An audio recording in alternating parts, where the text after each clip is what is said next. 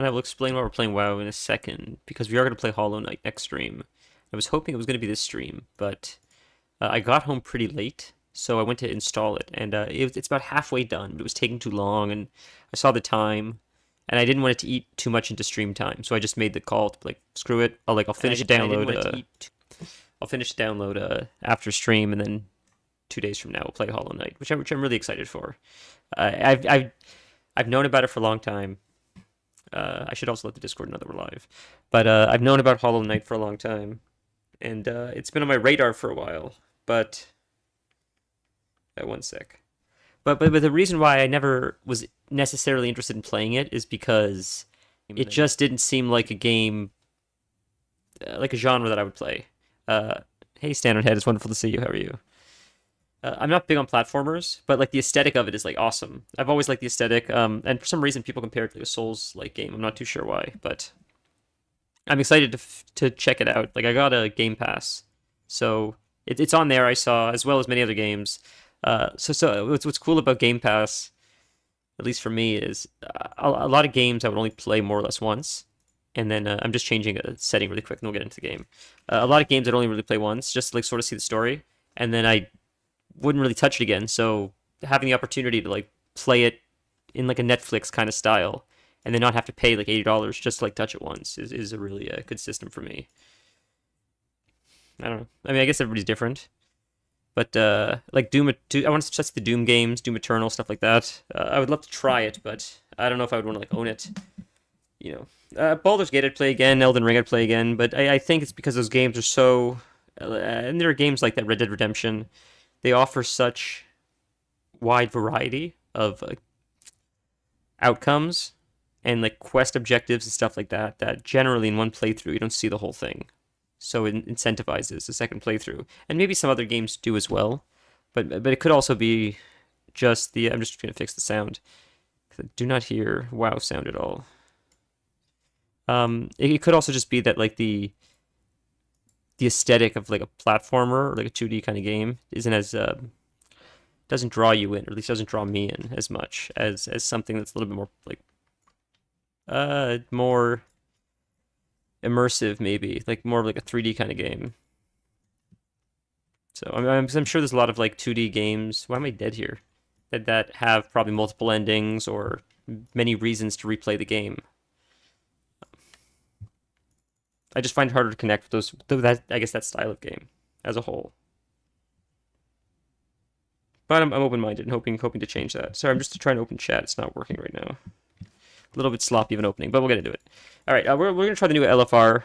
I just want to see the raid. I want to see the story. I didn't. I wanted to see the developer update stuff that they did at Gamescom, but I didn't see it yet because I didn't want it to get spoiled for me. I'm not sure why the WoW sound is not working. That's sort of strange. So I can't hear it. Let's see. There we go. Is that why? Maybe that's why. Yeah, there we go. That's it. Let's fix it. I know at Gamescom there was like 2 or 3 days of like WoW stuff, and I watched a little bit, but it started getting spoilery. So I said, well, wait. I'll quickly do the raid. Is all 3 of them out? Looks like all 3 wings are out now, so we could do all 3 wings. So that's cool. We'll see what the story is in the raid firsthand, and then I'll watch the stuff like off stream just to see what's new. Although I did hear through the grapevine, I think there are new druids, and I think we're getting like a new blood elf race or something like that. Which I mean, I don't know. There's a lot of races that are sort of like carbon copies of like the ones that sort of already exist, just like a palette swap. So it would have been cool to get something like weird and alien again, but we have like 3 or 4 dwarves. I think they all look very similar. Right? 'Cause there's dark iron. There's the regular dwarves. I don't know. I just think there's so many like weird looking NPCs in the game. I would have expected like people have wanted ogres or like Naga forever, so I figured maybe would have gotten one of those first. People have been asking for both of those since what feels like vanilla. Honestly, maybe it hasn't been that long, but it certainly feels like it.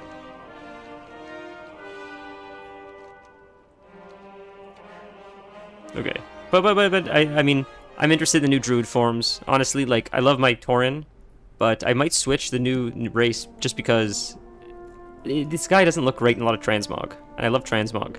Now trolls look sick as well. Is this guy a troll? This guy's a troll druid, I think. I love the way trolls look. This guy looks pretty sick. they certainly look better in transmog, I think, than Tauren do, just because like the head is so bulky and this whole back piece, like you can't hide that. But I think like blood elves, humans, night elves, for whatever reason, they look the best. Armor seems to fit them the best. They can wear many different types of armor, and it all seems to work. But let's see what we got. No fun stuff. So they're upgrades. Of course they're upgrades. They're hero. Holy crap. That one's probably better because that'll replace a veteran. So that is an upgrade, but this one's an even bigger upgrade, I think. So we'll go with that. But that is crit and haste. Damn, that's crit and haste as well. Okay, we'll go with that. Well, that's a pretty big upgrade, but it's never fun to get necks or rings, in my opinion, just because, besides the fact that you want tier, and besides the fact that you want a weapon, that's exciting too, it's just you want something you could see, at least me, like, if I get a trinket, at least I know it's, like, more power.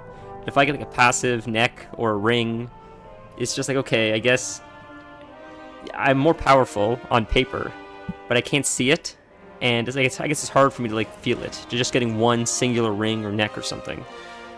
So it's not as exciting as like getting like a visual thing, like shoulders, especially shoulders. I think and weapon are probably the two most exciting, just because like they really pop once you change your weapon, really. Oh my god! Thank you, Kel. You're so kind. That's a good way to start the stream.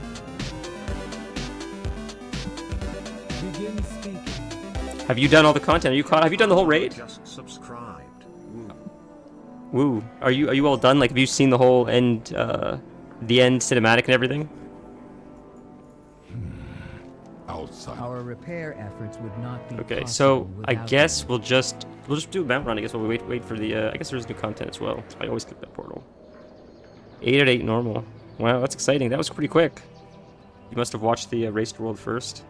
I was watching a little bit. Right before they got it. One of the other guys, they wiped like 0.1% or something. I was certain they got it. I couldn't believe they wiped on that. And as it happened, before the other team got it, the one team that wiped when it was like practically dead, I was thinking like these guys, if someone else gets it before them, they're gonna like regret that for the rest of their lives. That's never gonna go away, that kind of sting. You were there. Man, I don't normally watch that stuff, but when it gets really close down to the wire like that, it's a little bit more exciting in my opinion.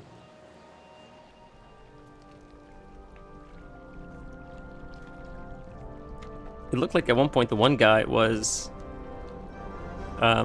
he was casting, or he was directing what to do, or raid leading, but he wasn't playing himself. I could have been wrong, but it appeared like he was just raid leading without actually playing, which almost seems harder, I would think, but maybe not.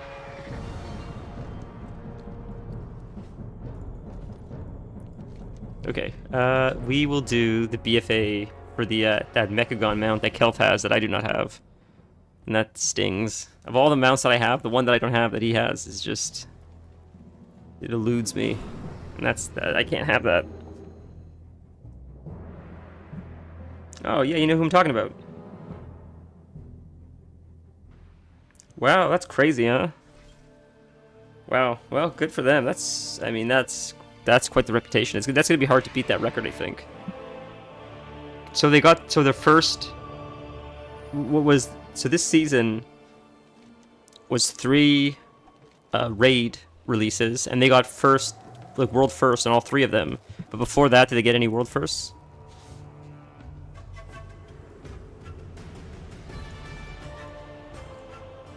Wow, that's impressive. That's amazing. I wonder how much you still can enjoy the game when you play it that much like a job, because it seems really stressful. I mean, you could tell like how relieved, both excited and relieved at the same time they were, I guess, that it was over. I imagine much like athletes, which is like, you know, I guess just the pressure is so high that like even whether you win or lose, just to be able to breathe again is a nice feeling.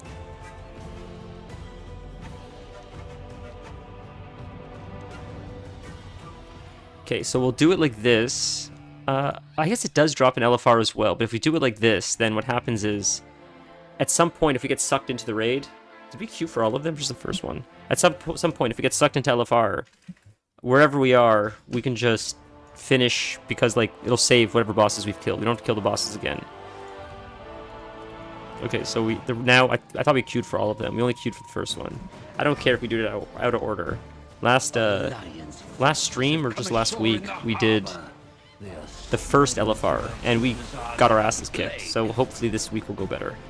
We must reach the pyramid before daybreak. My father is defending Top 3 for years. Wow. Was Method? Was it? You said Method? You're talking about Liquid. Okay, Liquid's different than Method. They were complexity limit before 400 pulls before each team killed Demencius. Wow. At first, I didn't like the new zone or the story, but it's okay. It's not bad. Demencius is a cool idea. I just don't like Xalatath like switching sides. That's strange. I don't quite understand that. Just because she was so bad, she did so much destruction. What she did is like so unforgivable. It's weird to just be like, well, we have a common enemy now. Like, isn't she responsible for Dalaran? She almost killed that's Khadgar. She probably killed so many people.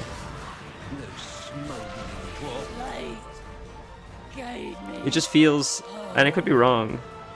It was almost, yeah.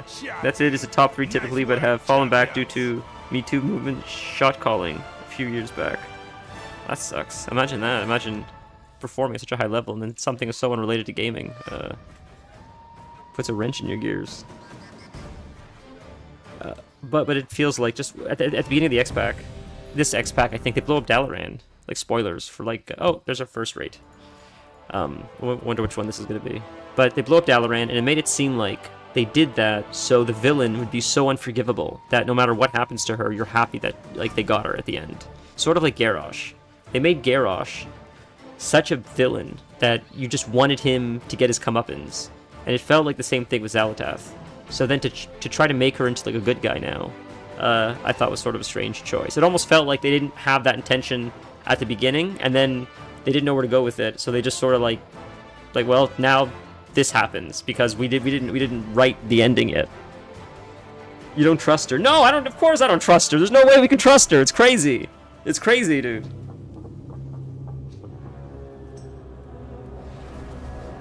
Oh wow, that sucks about Method. Zalatos. I notice that every time. At first, I thought I was like crazy and spent too much time on the internet, but there's definitely a there's definitely a emphasis on like close-ups of her feet, which is strange. I don't know if it's like a meme that they're doing this now as a meme because it became like an internet meme, or if it was just always like that. I never noticed it, but once the internet started talking about it, I can't unsee it now. But they keep doing it. It seems like they're weird. They weirdly keep doing it. So I don't know.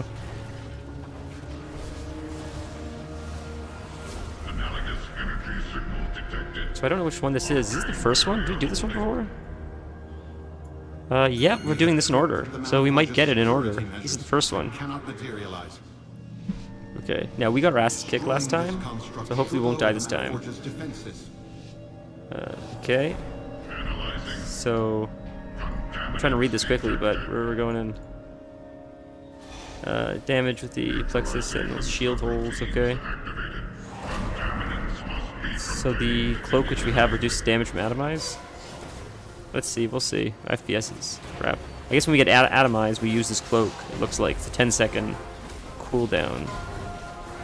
So we have to watch for the debuff, I imagine, atomize, or maybe it's an ability he casts. We'll have to see. I don't know. This FPS is yucky.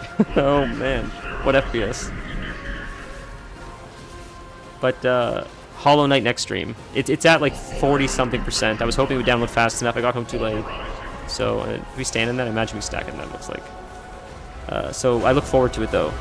You know, the thing that I like about streaming is normally I'd never play these games because I'm like, screw it, I'll just play like my comfort games. But when you stream it, I guess it sort of turns it into like a little bit more, for lack of a better word, like a group experiment. Let's see what happens. Like, it's more fun to like, I guess, fail with you guys than it is just fail alone. Sort of like it's like playing a game with friends, a more difficult game with friends. If I was playing, I guess, a more difficult game with friends, I'd be less likely to put it down as I keep dying if I'm with friends compared to I just probably died here. How do you get through that? Oh, I guess this maybe. Maybe you click the cloak. I don't know. It's probably where you click the cloak. That could have been atomized. But when you're playing with friends, like the failure doesn't sting as much. It's almost like fun. So maybe it's the same thing. So I'm more open-minded to like try all kinds of weird genres, like Hollow Knight and stuff. Because normally, I don't know, just platformers aren't for me. like my favorite Mario games, which I guess are platformers. I'm not huge on Mario games, but it was like Mario Sunshine. I didn't too much like the 3D one, the 2D ones, which are probably his most popular. Or maybe 64 is the most popular. Yeah. Okay, so the drops. If you get the circle, you drop it off to the side. I get that much. I think that thing that I ran through and almost died was probably Atomize. So that's probably where I should have used it. So thankfully it's LFR, so it's idiot proof, but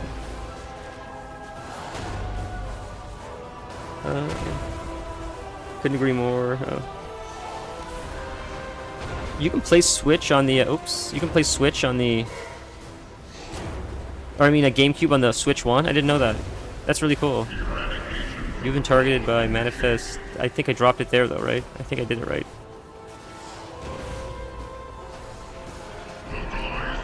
So the mechanics seem a lot easier to identify so far, and I wonder if this is just coincidence or if this is related to them trying to like purge add-ons in the future. Because I don't think I have DBM or anything installed, and it's pretty self-explanatory for the most part. Unless I'm just getting lucky, completely failing a mechanic, I don't even realize it. That's also a possibility. Probably more likely a possibility, honestly. What'd we get? Ooh, an upgrade. Forgot about that. Cool. Oh, did we get something? How did we win something without rolling for it? We might have won something, yeah, without rolling for it. Head. That's cool. I didn't know that could happen. That's a cool hit piece. Or did I roll for it? Not realize. Maybe. That's... We have a tier, don't we? Am I crazy? We do not have tier. But I just won that, didn't I? Yeah, we won that. Ooh, that's pretty sick. Let's get that. Oh no, mine's better. Mine's champion. I forgot. I got a weapon. It's a new season. I forgot that I already got a weapon. It would have been cool to have that transmog, though. Oh well, next time. I forgot how lucky this character got really early on. He got quite a few like things unexpectedly just from, I think, like time walking or something. Maybe Old War. I think it was Old War. I got a few drops and stuff.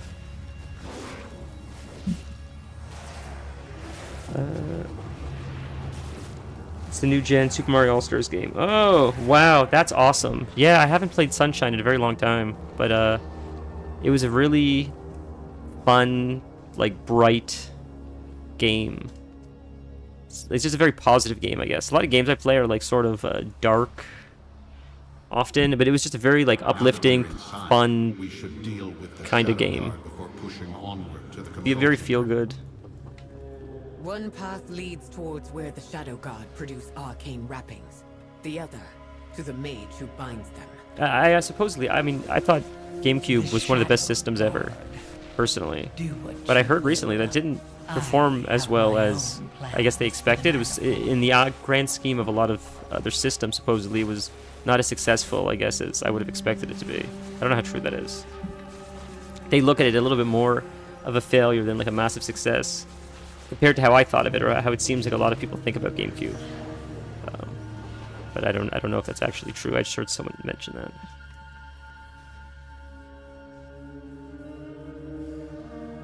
Oh, damn, that sucks. So you never got to play GameCube then? Oh, no. It was a really cool system.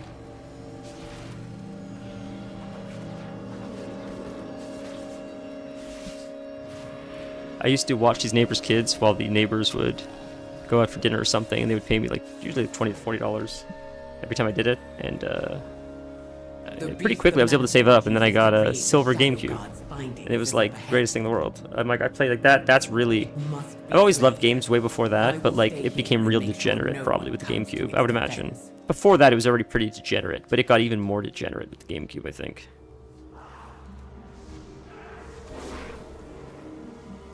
Just like the gaming, just like that's for hours and hours and hours and hours and hours and hours, and all I wanted to do was game. But the GameCube had a lot of like great games, as did N64, as did like PlayStation 2, as did Xbox 360. Like it's crazy how many great games there were in like in a vacuum. I guess there was so much innovation that and not that there's not a lot of great games now too. There's a lot of good shit now too, but like a lot of I guess. And it's hard to say, like, is it nostalgia? But it seems like newer generations are still going back to play some of these games because they're just, I guess, timeless. So it's hard to just say it's nostalgia, but who knows? If you like Pokemon, I mean, or N64, not N64, Mario 64, Banjo-Kazooie. The old Resident Evils keep getting remastered.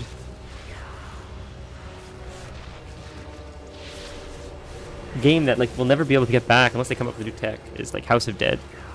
I think there's another one too, like Time Crisis or something. But it was like this. I think it was, what do you call it, CRT TV or something, where you could like point the gun at the screen and shoot, like Duck Hunt. But the House of the Dead was like fighting zombies. You were sort of like on like a track. You couldn't control your character. It would just like move you through the levels, and you would just shoot zombies and things that came at the screen. And I had it for Dreamcast, and you'd play it in arcades. But it was so much fun. It was such I played for hours, trying to beat your high score. And it's a shame that like that whole genre of games is sort of dead, I guess. Unless someone were to come up with like a sensor, maybe that would work. I don't know, sort of like the Switch or a Wii sensor, maybe. I don't know if that would work or not, but to be fair, maybe it's too gimmicky too. Like I don't know how popular like that genre as a whole would be. That it's even worth like building technology for it, and who knows. Can't discount the fact that era of games couldn't be updated after the fact. That's true. That's a good point, Stan. That's a very good point. Sorry, I just wanted to die 1 sec. So it had to try to be good when you bought it. Yeah, you're absolutely right. Except for Sonic Adventure. Sonic Adventure was painful. I bought Sonic Adventure for Dreamcast so many times. And Sonic Adventure is infamously known for having, sending out like a few batches, I think, with errors at the very beginning, where they had to like recall their discs and have it, like, because a lot of them were like corrupted or had an issue or something. So a lot of people they bought it, then they had to return it, and like for like another version that actually worked on the Dreamcast or something. Because I had to return it a few times. So it felt like 2 or 3 times before I finally got a disc that actually worked. It was frustrating. I guess now if that happens, they just like patch it. But still, I like Stan said, I liked the fact that we should be doing something. I feel like we're attacking something. I'm just not doing mechanics. I like that they didn't have a choice but to have a complete game when they sold it. So they really had to be conscious of the fact that it has to be like a well fleshed out, fully developed thing, a fully memorable, fleshed out experience. Which now it feels like it's almost the opposite intentionally. Oh, we fucked up mechanics. Got to run to the edge. Good to know. Let's see if we get a res. Maybe not. Just played Rob or Surge. Oh, I see.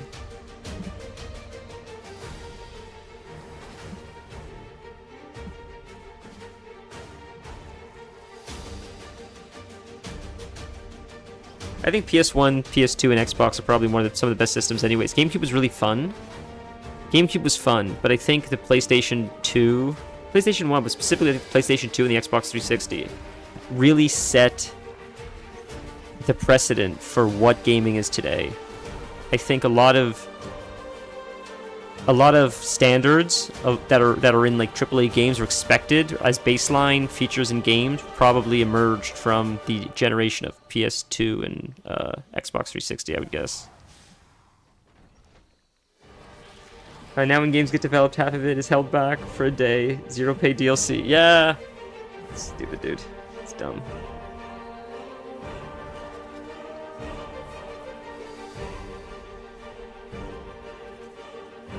I am excited to get into Hollow Knight. So like what I'm saying is like it's not a game I would normally play, but I'm interested in it. Like the aesthetic is sick. So I thought it'd be fun to like sort of fail and try to learn like platforming mechanics in real time with you guys. Because maybe you guys are better at it than me and you guys could offer me advice or something, but I don't know.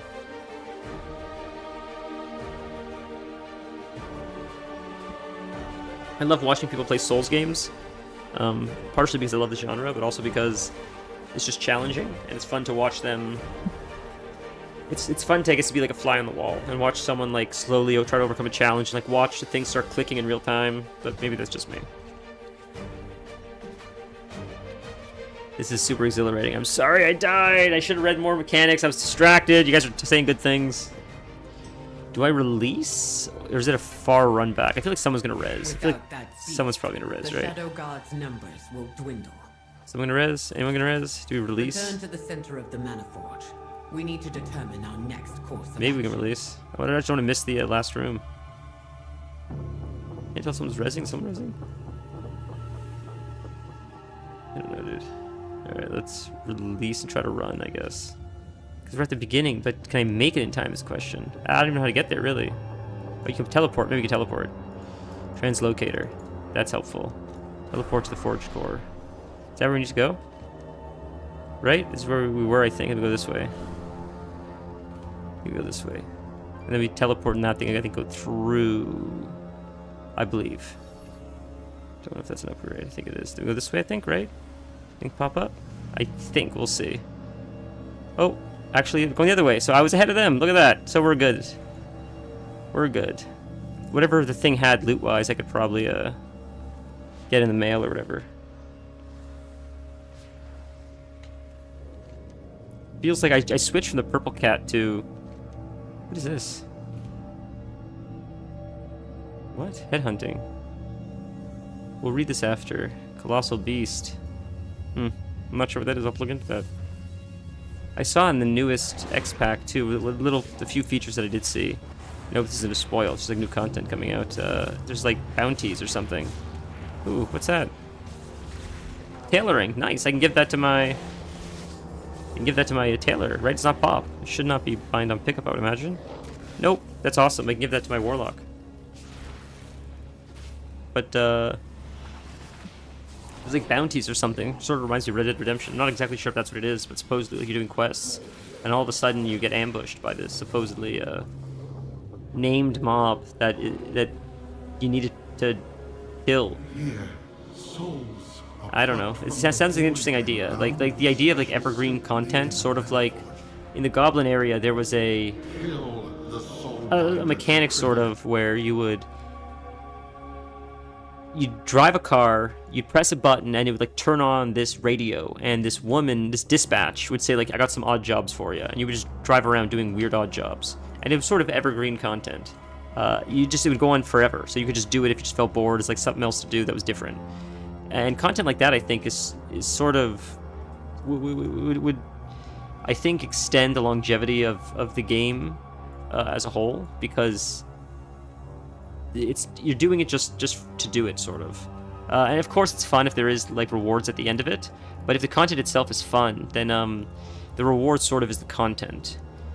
And I think that that's sort of a place you want to be, because I think if you're always putting a carrot at the end of the stick, you constantly need to have a new carrot, I guess. I guess that's an option too. I guess you could just keep changing the carrot, and then just keep moving it. But I wonder if people fatigue of that. I guess not, because it seems to be a very common tactic, and especially recently in gaming. Just like, you know, here's the new thing you can unlock if you do this grind or do this, or Then you play games like Repo and stuff, and Peak, and there's no real there's an objective, but you don't really get anything for doing it other than just like the satisfaction of doing it. And I think that's just interesting, because that's like a different kind of shift from a lot of these other kinds of games that we've been playing, where you're always like grinding for something or towards something. And I wonder how much overlap there are as far as like players go, as far how many players would be motivated by a game like Peak. If you're not, you can't, like, I don't believe there's like cosmetics or things to unlock. I don't believe there's like points or currency in that game. I didn't think so, at least. I could be wrong. You just play it just to play it. And what made me think about this is, over the weekend, we were playing the board game Life, and I was thinking, like, well, what's the objective, like, of this game? The objective is just to, like, have fun with your friends. And I realized, like, my brain is so primed for reward that I was trying to justify why I should play a game with friends and family if I don't understand what the reward is at the end, which is insane. It's insane to say that. Like, it's true. It's just like that's what like modern gaming has done to my brain.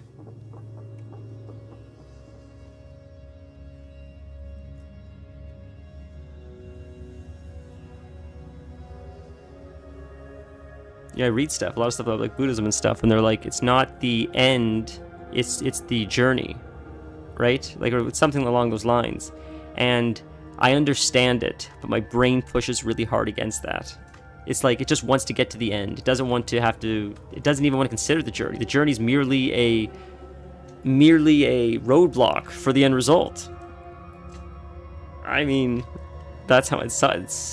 And that feels wrong in my brain, like because it feels like the way they're saying it, like, well, the journey of like life, or the goal, is more important than like just the end result itself. And I believe that to be true, but it's hard to convince yourself of that. What a strange conversation. I was doing some reading this past few days.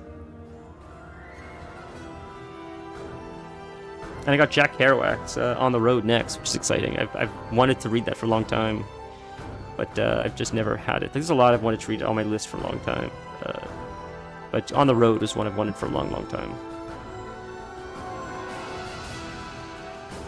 The music's awesome. I didn't look up the fight. I'm probably gonna die again, but looks like we have to fight these guys.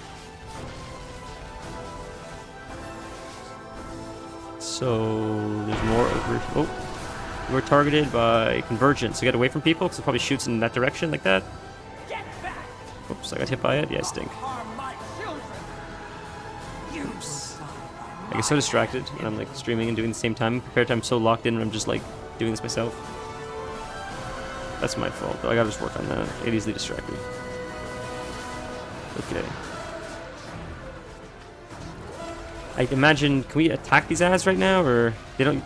Yeah, you can't attack them yet. I guess the things have to lower, and then you can attack them. It appears like.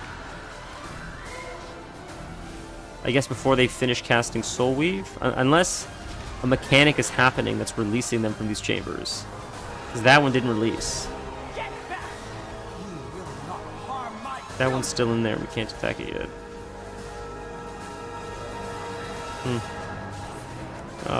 You're awesome.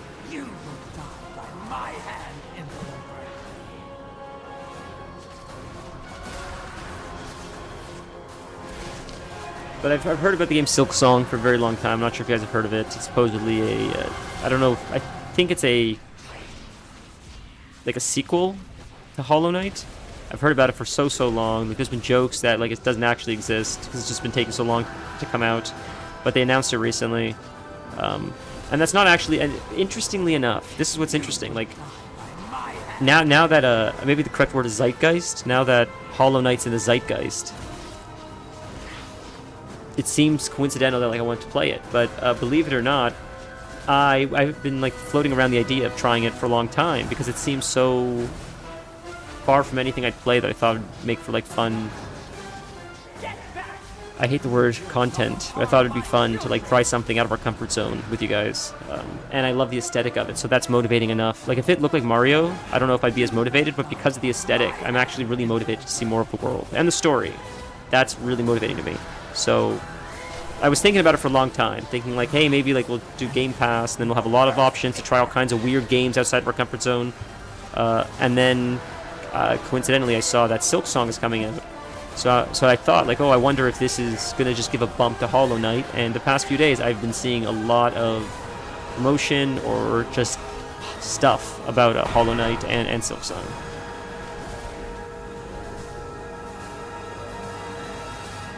There's also another game, it's Animal something, I think it's called. I don't remember what it's called, but it's by the guys who did Little Nightmares. And Little Nightmares is another game that's just absolutely visually stunning. It's weird and grotesque and creepy and just fun. And they have a co-op game. It looks very similar to Little Nightmares, very similar in aesthetic, but it's co-op. And I thought that that'll be an absolute blast to play too when that comes out.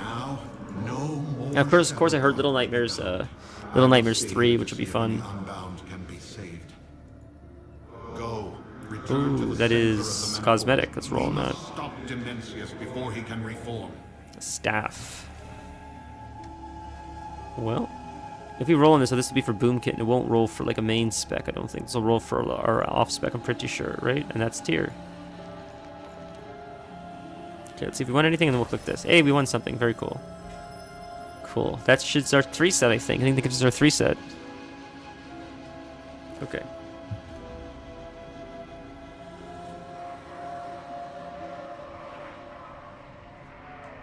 I watched a little bit of footage of Doom: The Dark Ages, and I'm like, this would be fun to like try. I've never played a Doom game, but it seems insane. But again, it's like really outside of. Oh, this is the last one. We're doing the last wing. This is really outside of my comfort zone, so it'd be fun to like really experiment with these kinds of weird games. So this is the last one. So that means that we're fighting Nexus King, and then more importantly, we're fighting Dimensius, which is the very, very last boss. I thought of the expansion. I could be wrong, but I'm pretty sure this is the last raid of the X-Pack. But maybe not. But it seems like it is. Maybe there's one more, but I thought it was just 3. I feel like Kelf would know.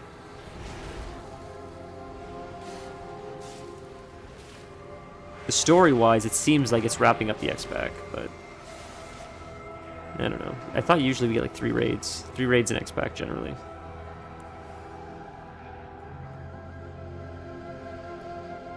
Do not let them get a foothold. Attack!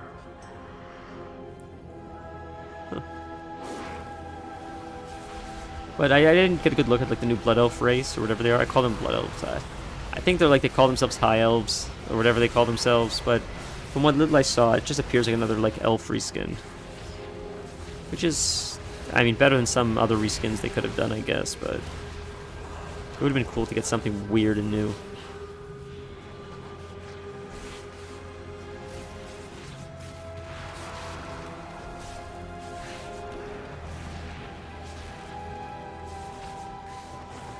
I was almost thinking we might get like the ethereal race, whatever these like ethereal guys are, the bandages, these like void mummies, whatever they are. I thought maybe we'd get them because you see them with a lot of armor, so it seems like they have the animations to make these guys cast and attack and do stuff like that. So whenever I see that, it leads me to believe like, well, maybe it's a possibility then like they could turn it into like a playable race. But we got a lot of dwarves.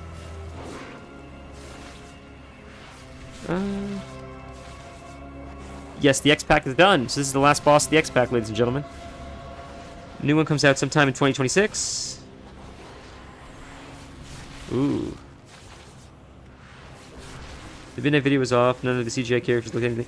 Yeah, I said that on stream. We watched it on stream, last stream. And I said, why do the elves look weird? All the elves look so strange. Like, it doesn't look like a Warcraft cinematic. And I didn't know why that was. So I heard a few people say that as well, that like they're complaining about the way it looks. It just... I don't know. I don't know why it looked, I don't know if the word was like hyper real. I don't know what it is. Usually WoW has a little bit more of a cartoony aesthetic, I guess. And it just looked, it looked off for WoW.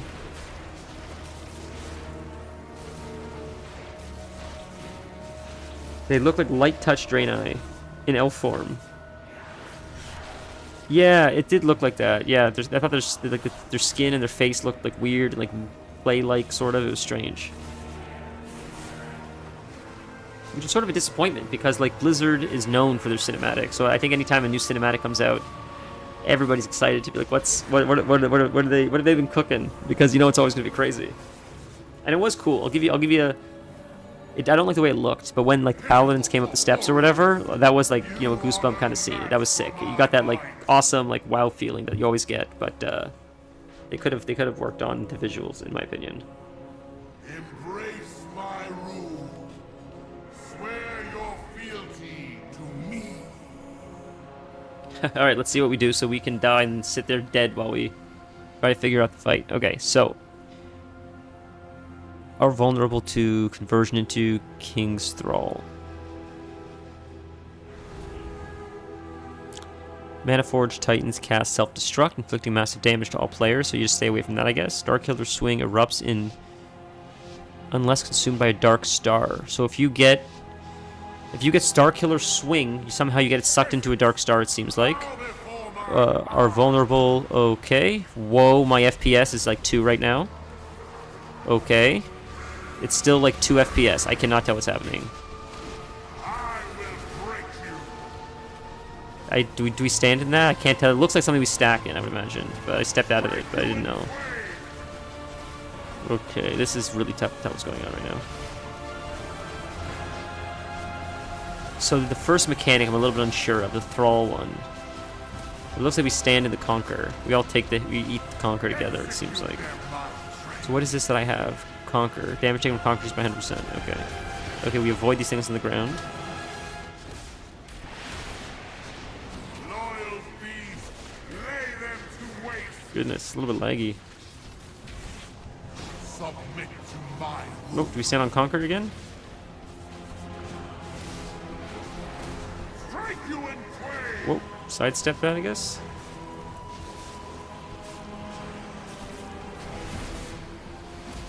Whoa, we should have sidestepped that, I guess. I think we're supposed to keep eating this.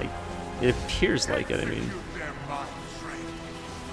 nope, sidestep that. Nope, get out of. Oh, that's me. That's me. That's me. I see. Okay, I understand. So, oh, I understand. It's okay. I get how that works now. That makes sense. I get it. Submit. Usually only gotta fuck it up once. Huh. By my hand. There's just so much flashing and going on that I felt like, I don't know, it was sort of a little bit difficult to tell what the hell was going on mechanically without like add-ons. So I think that needs to be worked on a little bit more. Follow me. There's just so many visual effects, so much splashing, so many colors. Valiant steed. Return to your Like some things are clear, but not everything, and not as clear as I think it should be if you don't want people to use add-ons for a fight like this. by my will be broken. Man, he's getting nuked. Is this just like phase 1 though, I wonder? Give me, loyal steed. Your final command is to Oh, give get out of me that. your strength. Oh, get out of that. Is this like it goes around and, oh, I see, okay. Okay, we can get here. Is he immune? He's immune. We gotta fight the guy in the middle. I see, I'm dumb. I'm dumb. I gotcha. So we avoid this. I see. Okay. Side step. The vitality. This is a very interesting fight. It is fun. My rule If I wasn't such a noob, I'd probably have a better understanding of what exactly is going on. I'm just trying to avoid stuff, you know, and then soak things that appear like they need to be soaked. Albeit I have failed that quite a few times at this point. Thankfully it's LFR, so it's very forgiving. Alright. 5-point rip. We healed a little bit, looks like. Jesus, we gotta step out of that. So we step out of that. We step forward out of that. Okay, I think we're safe from that now.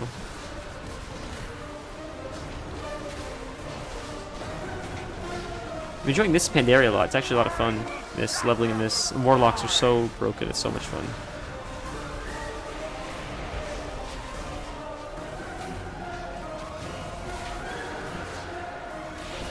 I'm not going to do dailies in this and stuff, I think. Just have fun. Oh, Galactic Smash. Do I run it out here, maybe? Onto these things, maybe? I would guess, maybe? I don't know. I would have guessed that I maybe smashed those things to get rid of them. I could be wrong. I probably would have died, honestly, but... Another king. Blizz is usually good for cinematics. You should If be it was glad only a I know matter of time loyal, before they missed the Mark 1. It's trustful true. servant when I see one. Oh, they'll fix the shit out of that, I'm sure. There's no way that's going to And stay now, like that. The final reckoning is at hand. The Mm. old devouring is nearly reborn. Go to the core of the Huh. Maniforge. Prove your worth to me. That's not an upgrade, it's just transmog.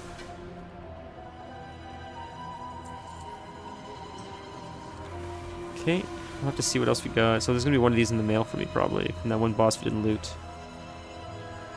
I imagine they'll fix that. Oh, screen spam is a real problem in a lot of games. It was really bad Path of Exile 1. Did they fix it in PoE 2? Yeah, the screen spam is insane. It's gotten a lot worse in Overwatch 2 over the years. It's gotten really bad in Overwatch. Last time I played, I noticed it's out of control, the screen spam. And it's not... I don't know what the solution is. Because, like, I like the idea of all the characters having their abilities, and you get to see everyone's abilities, you get to see your team cast. Of course, everybody wants to see that. It just seems like it's an inevitable problem. Like, the more people you get, the more people casting, the more variation of characters you get. I don't know what the solution is. It's just going to always be a little bit clusterfucky, I guess. But like Diablo and Overwatch and WoW have gotten pretty good. And you said, as you say, Path of Exile 1, it's like gotten so insane that I think if you were to show people these games, like even 10 years ago, if you showed them what it looked like today, that they would think it's like a meme because of like how crazy it is sometimes. Valeria is fighting back the Shadow Guard. Ooh, this is the last boss. This is Demencius, the last boss of the whole expansion, the big bad shadow guy. How will we stop him? No idea about PoE 2. Played enough of one that I need. Your Fair enough. champions will hold off Demencius until we can join the battle. Whoa, is he that big? There's no way.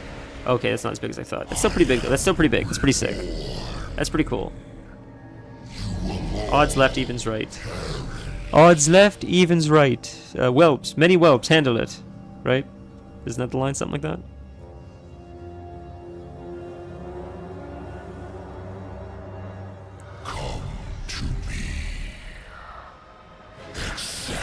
Were we not supposed to port yet? Or were we supposed to port? Like, what's going on?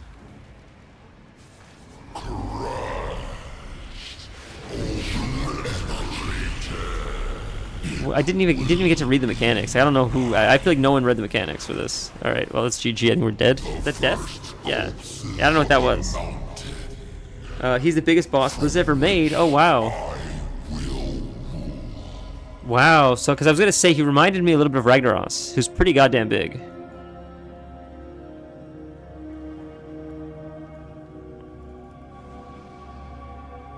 Port starts encounter. Yeah, I learned that now. As I'm sure many of us did. See, I love when they say kick anyone who trolls because I'm a Tauren, so I can never get accused of that. Now this guy behind me, that's a troll. I can see it. Come to me. They still, someone still took it, bro. Oh god, are the tanks take it? Are the tanks there? Alright, I'll take it, take it. We're dying, it's GG. Reset again.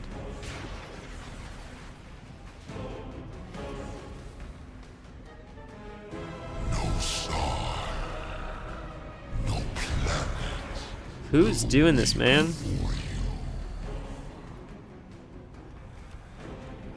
So I'm really excited for Game Pass because first off, one of my favorite games of all time, like of all time, besides WoW, is Skate, the series Skate, and I believe Skate is on Game Pass. Now maybe I won't bore you guys with Skate because it is just like a very chill kind of game, just like literally like riding around. Like there's a story mode, which is fun.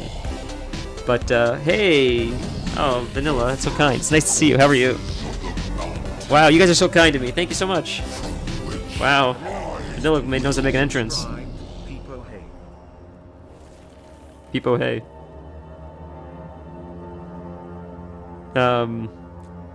Yeah, Skate's a really fun game, but like there's also like Tony Hawk 1 and 2, Tony Hawk I think both 3 and 4. There's Gears of War.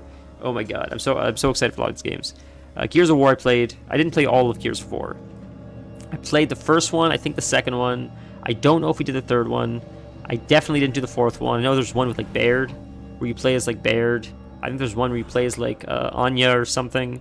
So I'm excited to see the whole series. Gears is a lot of fun. Tony Hawk Underground. Funny you mentioned that, actually. I'll show you something after this. So I was at my parents' house this weekend, so I missed stream, unfortunately. But I got a few cool things while we're quickly eating. Maybe we have time for a second. Watch. Listen. Excuse the insanity that is this room.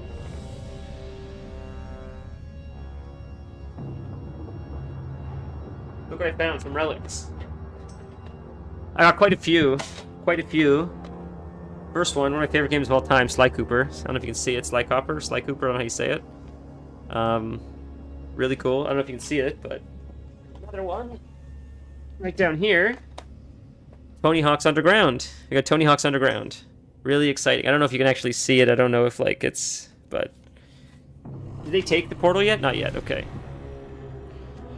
If you get orb, run to the middle. What else do we need to do? Divide the groups before sending themselves to die. Yeah, so I'm on the right-hand side. Yeah, so we got Tony Hawk Underground. I have like a PSP. I have a few. I have like 2 DSs. One was my brother's. Odds left, evens right. Okay, yep, we're good. Whenever you guys are ready. So yeah, and I wonder if Tony Hawk Underground is on Game Pass, but like it'll be so much fun to play those games on Game Pass. So many fun games. Yeah, man. I also have my PS Vita. Like I have my PSP here, my PS Vita as well. And I mean, it sucks that the Vita's like not a thing anymore. I would love to play it again.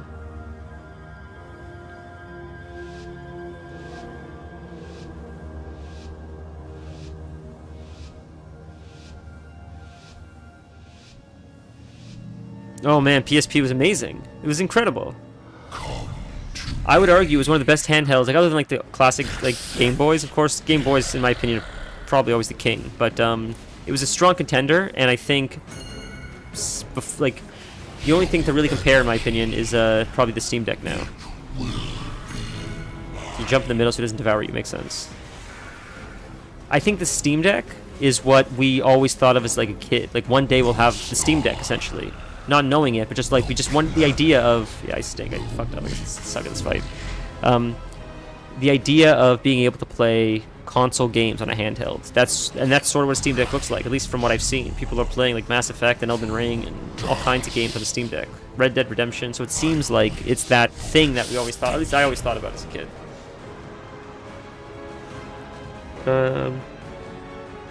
Yeah, absolutely. Yeah, PSP was absolutely incredible.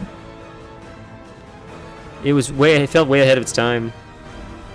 And there was actually a system that I had that my dad got as part of a promotion for something he was doing. I don't remember what it was, but he got like a goodie. He was doing something, and they gave him a goodie bag, as like they do at some events. And the goodie bag had a Neo Geo, so he gave it me a Neo Geo. If you know what a Neo Geo is, I don't know how big of a release it had in Canada or the United States. It had a lot. I know it had a lot of Japanese writing on it. I'm pretty sure, and there were not a lot of games in English, and it was hard to find games for. But it was an interesting little handheld system, and like it was weird. It was strange. I didn't know the whole. I saw it once in a while, like at the store or in magazines, gaming magazines, but I don't know if I would have bought it myself had it not been given to me. But it seems like one of those more niche kind of handheld systems not a lot of people know about. Untold Legends. The name sounds familiar. God, I'm sorry. We're the only one dead. We stink at this game. Sorry, boys. At least we'll get to see a cinematic at the end. Get ready to mount up. Oh my goodness.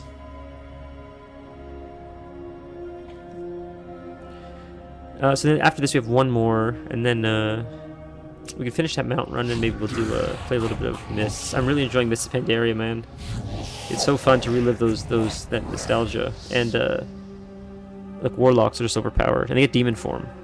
A lot has changed in WoW, so a lot of the talents that like exist back then no longer exist. So like you can play them there or not play them at all. It's fun to be able to play as like a demonology warlock that turns into a demon. Yeah, Dimensius is ginormous. Look how big he is. Holy shit. That's much bigger than Ragnaros. That's although it's not a crazy amount bigger. Rag is still pretty goddamn big. It's bigger, but Rag also, when you see how big Rag is, you're like, fuck, he is a big boss. It's crazy.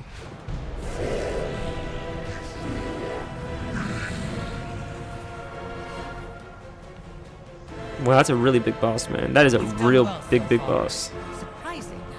We're not done yet. Wasn't Sargeras? Follow me. Did we not fight Sargeras like that? Maybe not. Maybe we just fought the other guy. Alright. Are you guys gonna get it? Like, he has full health still, but I feel like that's not his proper health. I feel like there's a way that he... Immune to all attacks and spells.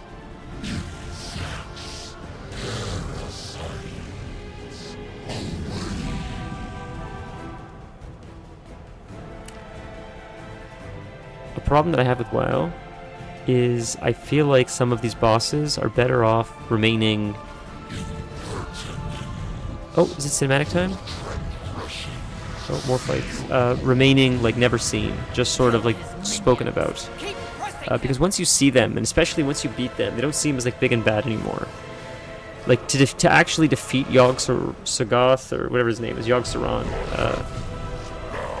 I feel like we shouldn't see the old gods. I'd be happy to see, like, minions of the old gods, but to actually see and defeat the old gods feels wrong. It feels like they should never be able to be defeated. They're just too big, and I don't even like the fact that they really have a physical form.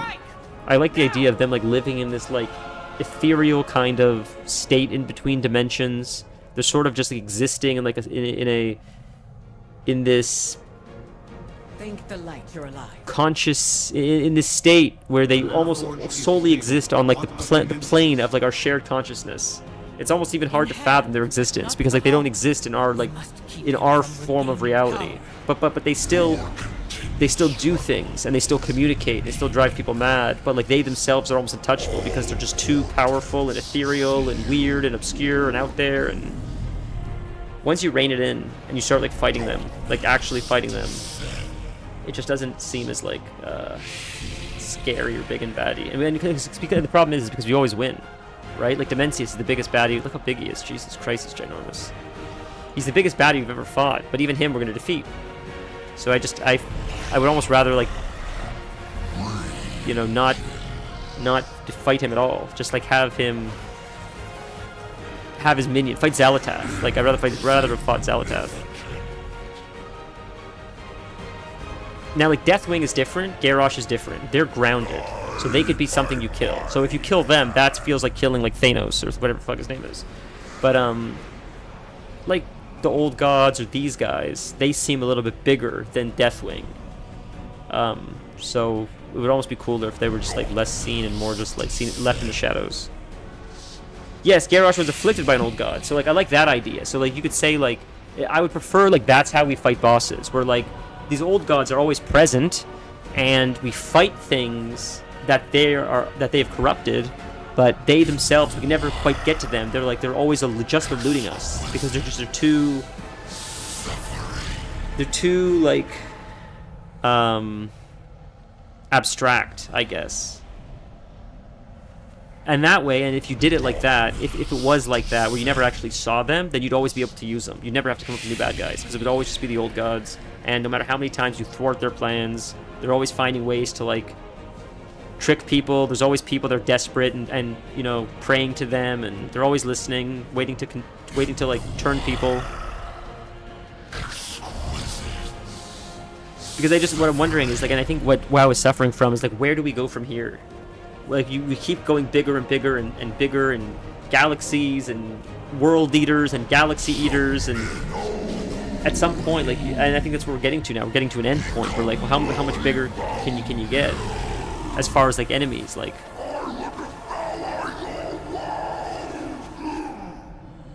And that's my only gripe with it. It's like, I don't know. Eventually, I feel like we're gonna run out of gas, run out of fuel. I could be wrong, but that's my only. I just don't know where eventually we would take it. Now maybe they'll surprise me, and I'm down for that. If that happens, I'd be very happy. I'm so happy to, like, eat crow and be like, I was wrong. They did a great job. I hope that's the case. I always hope that's the case. I don't want, like. Do not savor this. I'm not being cynical. I'm just, like, thinking out loud more. That's what I'm saying. Defeat, the dark heart is on the verge. I can't roll on that one? Oh, I see. You have to look at. Yeah, that's tier. Any tier you want, I think, right? I'm pretty sure. But to do so, I must remain on this side of the portal. Ooh, we got a quest. Inventory's full. Ooh. Okay, I'm gonna throw something out. I can't sell stuff. I want to see the cinematic. I don't think there's a cinematic. But fear not, Illyria. I always find a way to survive. It didn't skip a cinematic, did it? I don't think I have an add-on that would skip a cinematic or anything. So we missed the raid, which is fine, but I was just hoping that maybe I would see something. I thought it'd be more of a video or something, but here, maybe you do this. Maybe this does it. Let's see. Does this give us a cinematic? Yeah, there we go. There it is. Let's do this, boys. This is what I've been waiting to see. Tell that to Akira. May he rest in peace. Oh, I see what you're saying. Okay, fair. Okay, cinematic voice. Hopefully you can hear it enough. As is Xalatath. A fitting end for her.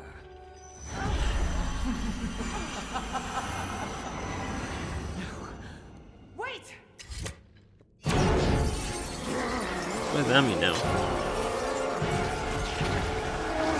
So now he's getting affected by Xalatath?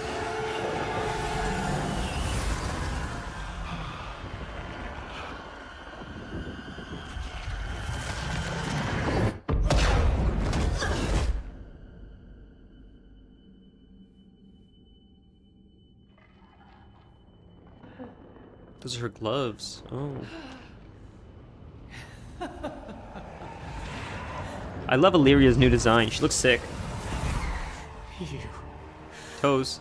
What did you do? I kept my promise. Together, we vanquished Demencius.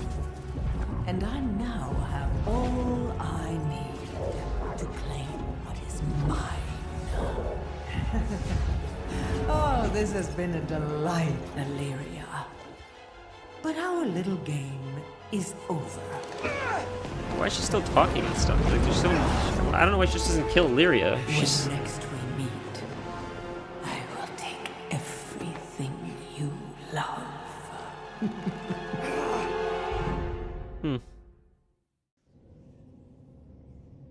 Why not just kill Illyria? This is what I don't understand. I mean, I like Illyria. I don't want Illyria to die. But what I'm saying, what is this? Trash hacking. Huh.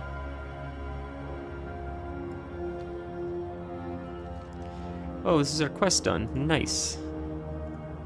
Oh, okay. Well, give me just a second. Going to just quickly bio really quick pee, and then we'll see what Illyria has to say. She's an interesting villain. I don't know, man. She's an interesting villain. I don't know how I really feel about her.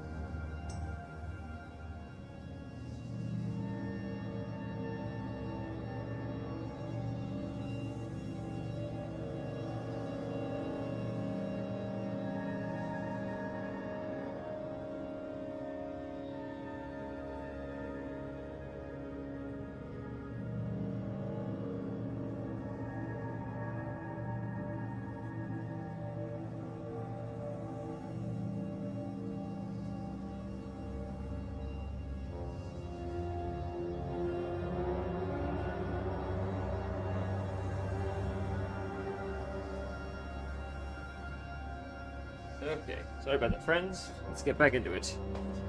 Yet an upgrade piece for your crafted gear. Oh, I don't have any crafted gear. Shit, I gotta get crafted gear. I gotta get some crafted gear. Let's see what she said. We'll throw something out really quick as well. We need space. We'll just toss that, I guess.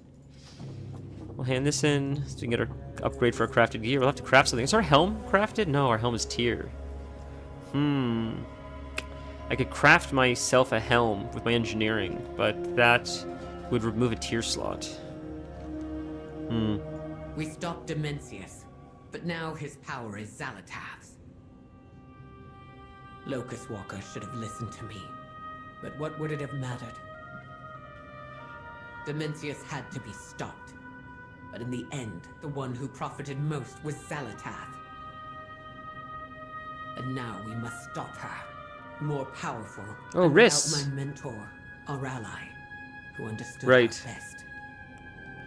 So, Need time. should I just do my engineering We will helm then, discuss and then this Riss? outcome later. Cloak and belt are taken. Oh, he says I don't want to ask you about the belt. Do I still use the belt? I still use this belt? This belt is still better than, like, other belts? Boots drop off the Demon Hunter boss. Yeah, I saw those special boots. I saw those. Yeah. Interesting. Okay.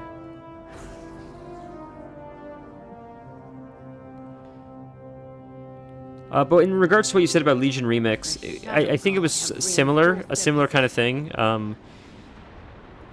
When Mop Remix first came out, and people learned that farming the frogs was like the best way to do it, and then that got patched, and then they fixed the XP. So I think it's like, I think at some point they'll come to the realization people play Remix to level really fast and to just have crazy, silly, unbalanced fun.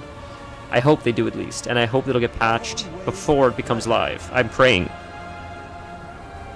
I'm not supposed to replace mine until I get 1717 built. Oh, okay, I appreciate that. I just assumed, like, that's what I sort of thought, like, once I get something really high item level, it would get replaced. There are constants on Metaforge, keep the flow of running. Enemies, use one of your sabotage, you should use an edge. Okay, very cool. And these are... Ooh, that is very strange looking. I don't love the blue. That's cool. I like the color. That's a really neat teal, or whatever that is. Whatever you want to call that. That's a really cool color. Mace. That's cool. The purples. Purple for some colors are okay. That's. I don't love the blue. Is there? Ooh. We like that. That's a nice shade of purple. I like that purple a lot. That's a really cool shade. Ooh. That's nice. That's really nice as well. I like that one a lot. Wow. These are really, really cool transmogs. I don't love the gold. This part I can do without. Like this part, this actually flows better. This is not bad. This is probably the best one in my opinion. This I don't love, but this is sick. Cool daggers, very cool daggers. Very rogue. Man, the purple I think is the nicest. I really do. The green is cool too, but cool bows. Man, they did a good job this time. They really did.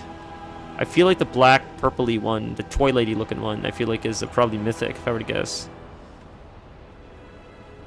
Or maybe not. Maybe they're all just the same. I don't know. Those are... Okay, staff. That's a two-handed sword. Yeah, cool. Very cool. That'll be cool to dual wield. I want to see what the one-handed swords are. Warglaives? Ooh, nice. That's one-handed swords. Warglaives are cool. Yeah, Warglaives look sick. Those are the swords. Daggers. Those are daggers. Oh, different daggers. So there's casting daggers and... Oh, man.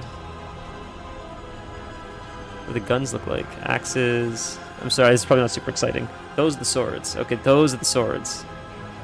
Whoa, look at that mace! Those maces are crazy! Look at these maces. They're insane. Wow. Really, really neat designs. Really, really impressed with the designs this raid tier. They've crushed it, this X-Pack, with a lot of really cool... Like, not every raid has been an absolute hit, but a lot of them have been pretty cool. Oh, yes. You should get some embellishments for your gear, for your crafted pieces. Yeah, have a wonderful, wonderful dinner. Thank you so much for hanging out, man. It's always a blast to chat with you. Okay, let's queue for the last LFR, which is the middle one. And let's go finish that raid, I guess. We killed the first boss. Because we can do a delve here and stuff, which would be nice, but... If we get the raid queue in the middle of the delve, and I accept it, I'll have to restart the whole thing all over again. So at least if we do like a mount farm, and we get a queue, whatever bosses are killed will stay killed. So whenever we leave the raid, when we go back to the dungeon, you don't have to clear it again. Whatever is cleared will stay dead, which will be nice. Alright, so we'll quickly hearth.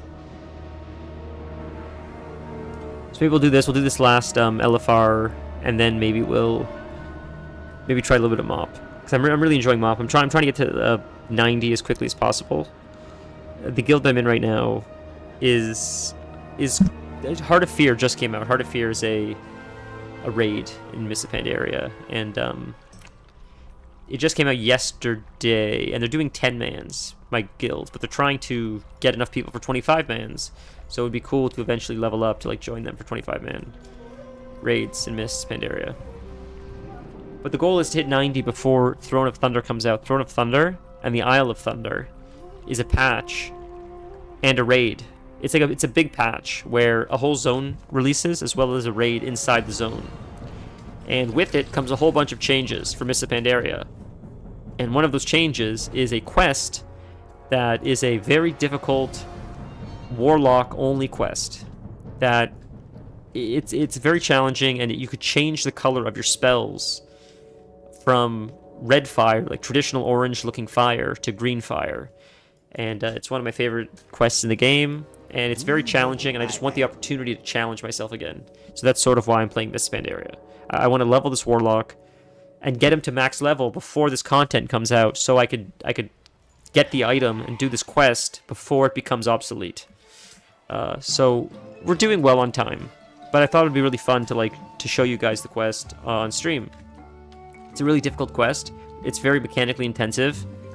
And I think a lot of people that have it now did it after it got nerfed because it was just too difficult and you really had to understand your class to know what the hell you were doing.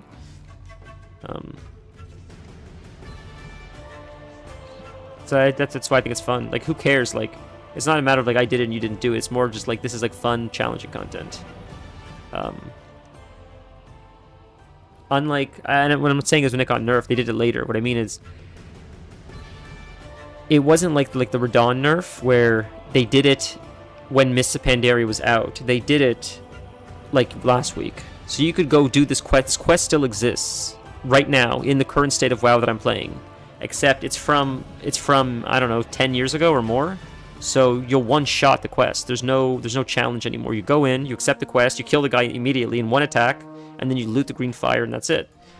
Which is cool. If you want the ability to have green fire on your warlock, you can do it easy. It's very easy to do.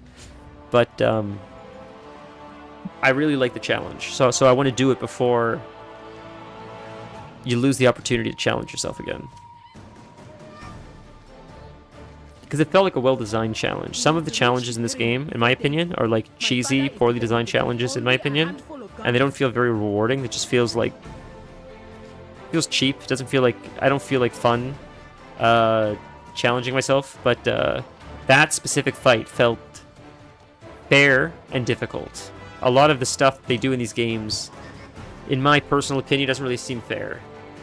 If a mechanic is like I get stunned... and the stun kills me because I can't move my character, that feels like dog shit. If the mechanic is I need to sidestep it, or I need to interrupt something, or there's something actively that I could do to prevent myself from dying, then it feels rewarding to me. And lately it seems like, not of course I'm generalizing, not every single mechanic, but a lot of mechanics generally seem to just fall back on, this is a stun, this is a CC, this is like... And I just find it very unimaginative and boring and just almost like infuriating. Like when I get stunned, I get so like, oh, like frustrated. I'm just like, I don't even want to do it.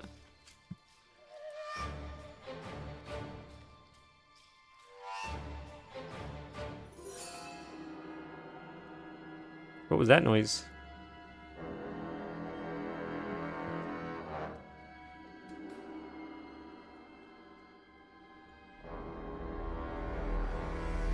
A really fun mechanic that I like. Oh, look at that. That's exactly what I'm talking about. A 1 minute. A 1 minute stun. Nothing I can do. It's exactly what we were just talking about, guys. This is crazy.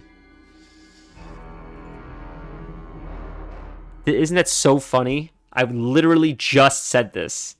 And we have to watch this now for 40 seconds while this character is stunned. 36 seconds of this. Are you out of your mind? Are you out of your mind? Anyway, so this is what I mean. Like, this just feels this is just unfun. This isn't... There's a difference between challenging and unfun, and this feels more unfun than it does feel challenging.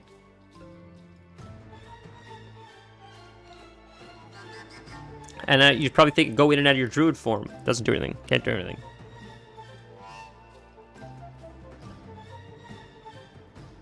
Yeah, but I can cast things, but it doesn't break it.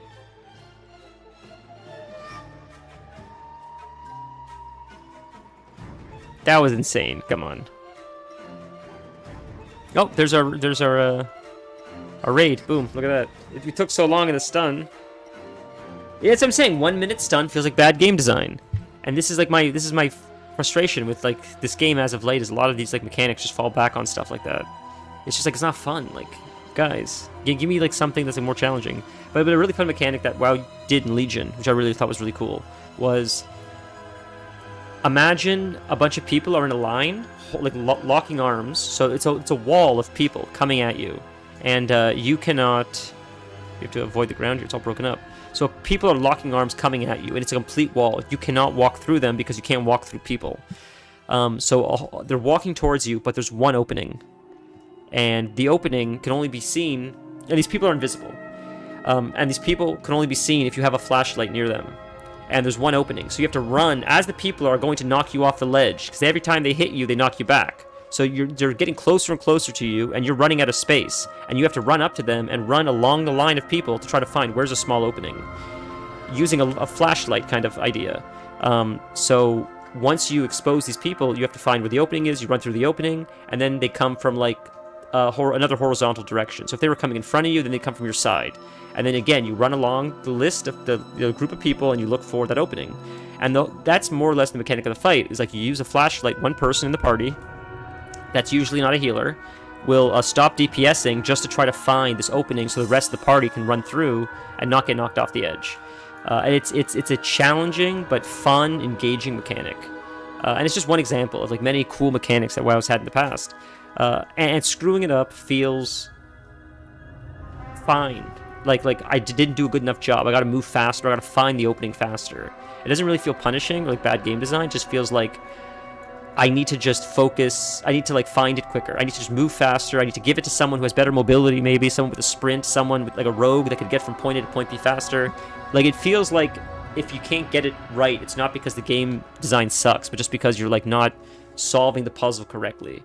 And I think that, in my opinion, is like peak mechanic design, where maybe not everybody can do it, but not because it's impossible, but just because you're approaching the puzzle the wrong way. And if you change your like strategy, it becomes not only doable but actually rather easy. You know, but that's just my thoughts.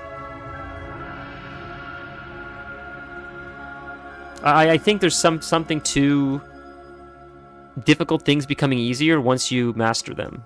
Like I think that's okay. I think it's okay for things to become super trivialized if you get to the point where you're so good at it that you like know all the ins and outs, sort of like Elden Ring. Elden Ring is very difficult for the average person, as many games like that are, chess or other stuff as well. But if you become so immersed in it, you can sort of trivialize it a little bit more because you have such a deep understanding of it. And I don't think there's anything wrong with that. I think a lot of developers are afraid for like things to become like quote unquote trivialized. But I think you should give people the opportunity to like get that nerdy about it and sort of find like the easiest way to like solve something that shouldn't be solved really like that. But because they're so in the weeds about it, they found a solution the developers didn't even think of. I do not know what to do with this fight. I was too busy yapping. My fault.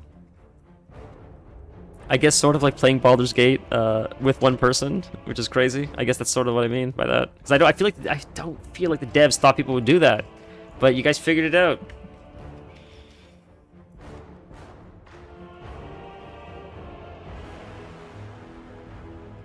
I watch sometimes, IB, gotta watch that. Like people, like devs watching speedruns of their own games, and they're always amazed by like, we never even knew this was possible, but it's amazing to see people like find these things in our game that we didn't even know existed. And I think it's a cool feeling, like to create something and then still like discover things about it that you didn't even know, for lack of, maybe you didn't create, but things that were hidden, I guess, within your creation that were there all along they didn't even know about, that someone else found. It sort of takes on a life of its own, your creation, I mean, in that point.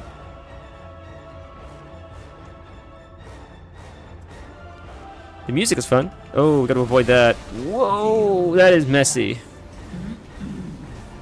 Whoa.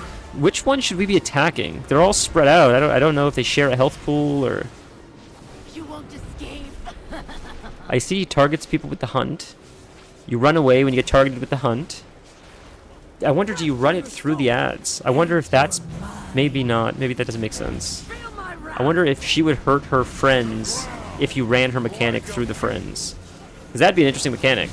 If you would, like, hurt her friends by... They would hurt each other by, like, running their mechanics into each other.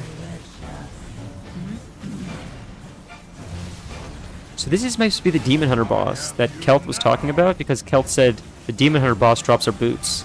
Maybe this will drop our boots. If we're lucky.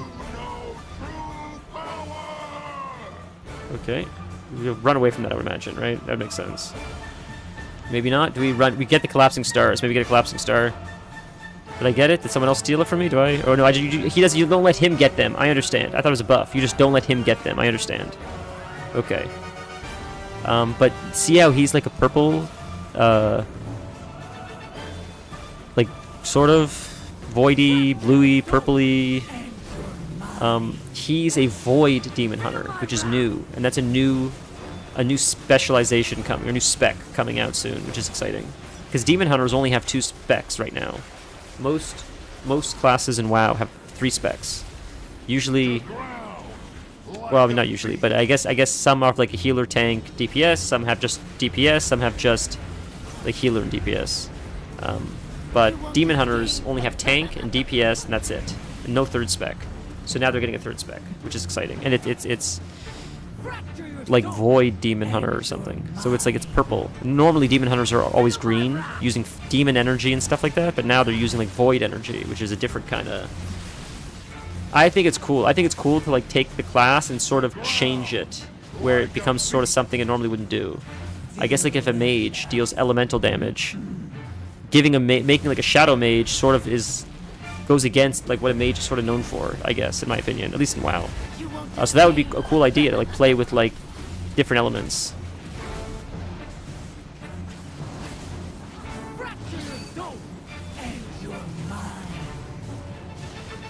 Yeah, how do we soak it up? There must be someone with a buff that soaks it up. I would imagine. So we did miss the first boss, I see. So this is the second boss, and there's one more. How do we get over there? Someone's got to soak up the pools, I see, but I don't see who or what. Did this person consume? This person has a debuff called Consume. I wonder if that absorbs this stuff on the ground. I'm not sure. But I can't get over there without dying. I'm afraid I'm going to die if I get over there. Oh my god, these people are carrying this on us. Oh my god. Oh my god, there's nowhere to stand! Jesus, get out of here, man. This is crazy. They're just... That's on me now. I gotta take it out of here. Whoops. That's... Okay, that's on me again. Take it out. That's a fun mechanic, huh? This is a very chaotic, but it seems like a pretty fun fight. I don't super know what's going on, but from what I do understand, it's fun. Sorry, my FPS stinks. Other than that, though, it's neat.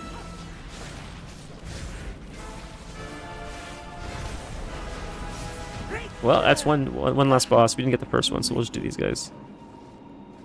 What is that? Oh, hands. Are those hands? Yeah, hands. Look, I love how it's got the claws on the ends. Look at those gloves. They got claws. Very cool. Those are the boots we need. Those are the boots Kelt was talking about. We're rolling on those boots. Those are our best in slot, I think. Even though it's less item level, I think just... Hey! We won them!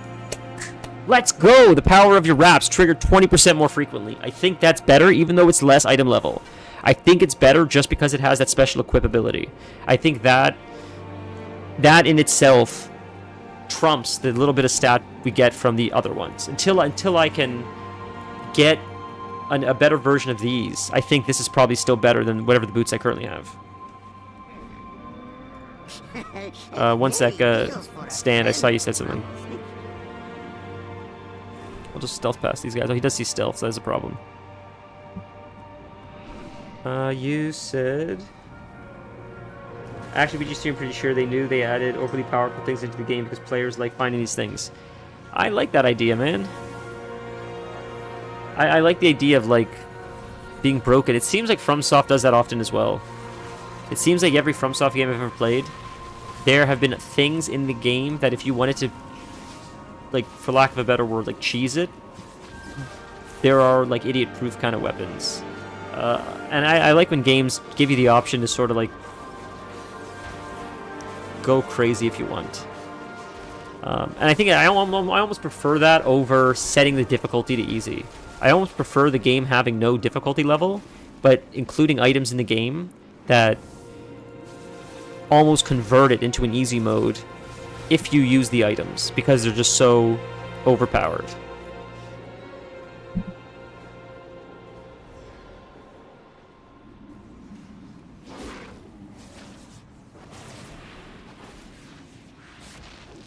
Like, I saw there were builds when we did Radahn, and I toyed with it a little bit, but I just didn't like it. It felt cheesy. But there were builds like fighting Radahn where you could just poke him the whole time. You could literally shield the entire time, never come out of your shield, and just slowly whittle away his health, which would take a long time, but it's a really safe way to play. The whole time you're just mitigating all the damage. I I didn't really want to do that, and we didn't do that, but it's cool to know that that's an option if people just want to get through the game just to see the end cinematic.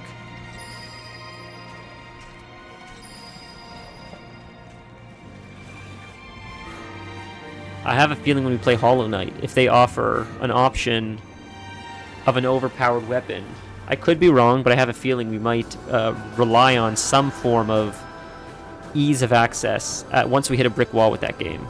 I could be wrong, maybe we'll take to it. Maybe we'll be better at platformers than I think, but I don't believe in my abilities as a gamer very much, honestly. I was rather surprised with how quickly we took to Sekiro, I'll be honest. I've heard of how difficult that game was, and at least in my opinion, it felt like we took to it pretty quick. We learned pretty quick. I guessed. With that being said, like we had like savages in our corner. We had like Vanilla and all kinds of people that were helping us, of course. So Shatter. Let's run out, right? I imagine I hide behind this, or right? That's what I guess. It breaks that. I imagine you want to break that. That would make sense to me, but I could be wrong. I think I did the right thing. That to me it seems like the right thing to do. So we'll see. But I was shocked at how quickly we learned some of the fights in Sekiro, so we may shock ourselves again. I was legit really nervous to play that game, just because I've heard so much. People said it was like the hardest game of all time, and I didn't think it was that bad. But the nerves, man, before playing it for the first time was just like... I was afraid we would spend 6 hours or 3 streams stuck in the starting zone, because I just can't grasp the mechanics. That was like my fear. It's always my fear. Anytime we try a new game, my biggest fear is like I'm just not going to grasp the mechanics, and it's just going to be 2 or 3 streams of literally 5 minutes into the game, just dying and repeating. But then at the same time, it's sort of interesting if that happens. Not for 6 hours, but like for maybe half an hour. If maybe for like a half an hour we're really failing, getting our ass kicked, maybe there's something interesting in like watching the struggle and overcoming the struggle. Not just staying struggling, but watching the struggle and overcoming it. So I destroyed a wall. I did do my part, but these people are not destroying their walls. So someone's got to destroy a wall when they get the mechanic. But it looks like we might wipe here because... BG3 wants decisions to matter, so having builds range from terrible to amazing makes choices felt more important. From terrible to decent. Yeah, no, that makes sense. That absolutely makes sense. I definitely can see that. Is a bard any good?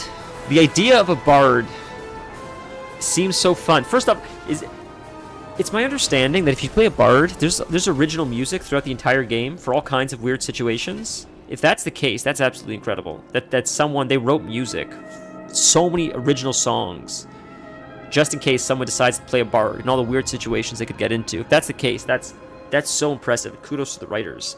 But I always wondered how difficult a bard would be to play in that game, just because I don't know what their damage looks like or is like, but the idea of just playing music and like inspiring your team is silly. I imagine they heal and stuff, if I were to guess, but... Oh, we won another one! Let's go! Look at that, 96. Another trinket. I don't know what's. We won this already. We don't need another one, right? Ours is the same, I think, as what we won. Cool. Sick.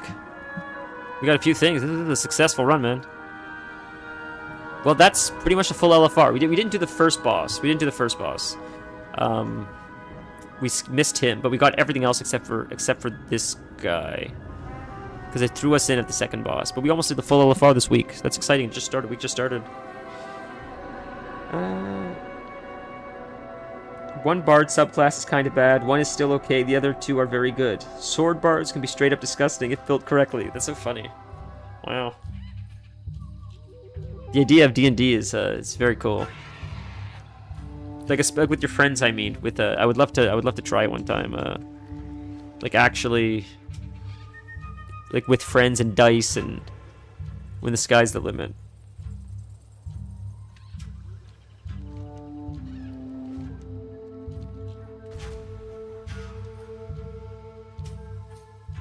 So I was thinking, how could we weave in Baldur's Gate while still playing variety, because the one thing that sucks, and where I was stuck with this, is like if we start a Baldur's Gate campaign, I feel like I have to commit to it, and I feel like every stream has to be BG3, because otherwise we'll lose sight of the story and it'll take forever to complete.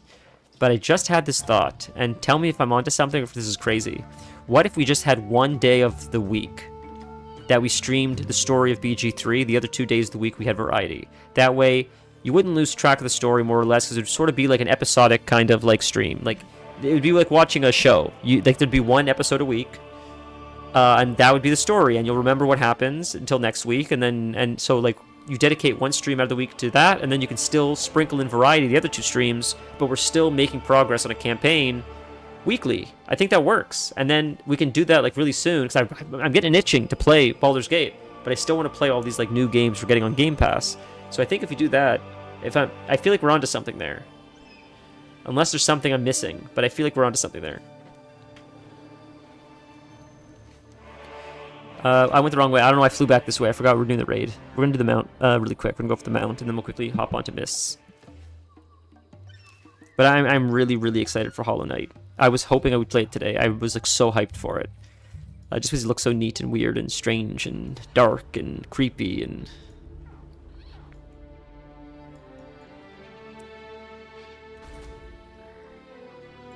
25 streams. Okay, I'm going to write that number down here. And I'm going to post it somewhere in my room. Do I have a pen is the question. Do I have a pen? Because I want to remember that you said the number 25. And I'm just curious how close you are to that number. I have a feeling that you might be right.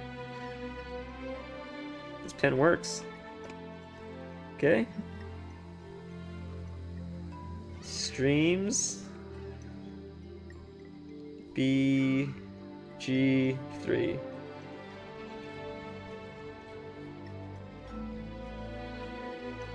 Okay. Got 25 streams on a piece of paper. I'm going to stick that on my wall. I'm going to remember, and we'll see how close you are to that number, because that makes sense to me. I could see that. That seems like it makes sense. Especially what I'd like to do is like really take my time a little bit more this time. And this is another thing. If we do it one day out of the week, the reason why I rushed it so much, I think, is because I wanted to still see it, but at the same time, I wanted to do other stuff on stream. I wanted to like have more variety. So I think if we do it once a week, and I'm still doing variety the other days, I won't feel as rushed to get through it, because I'll be able to like satiate that variety appetite throughout the week. So we could take our time really exploring Act 1, 2, and 3, all the nooks and crannies, because I can still like fulfill that urge to do other stuff on the other days. Down to like 30-40 hours per playthrough, but that is with knowing the game really well. Yeah, for sure.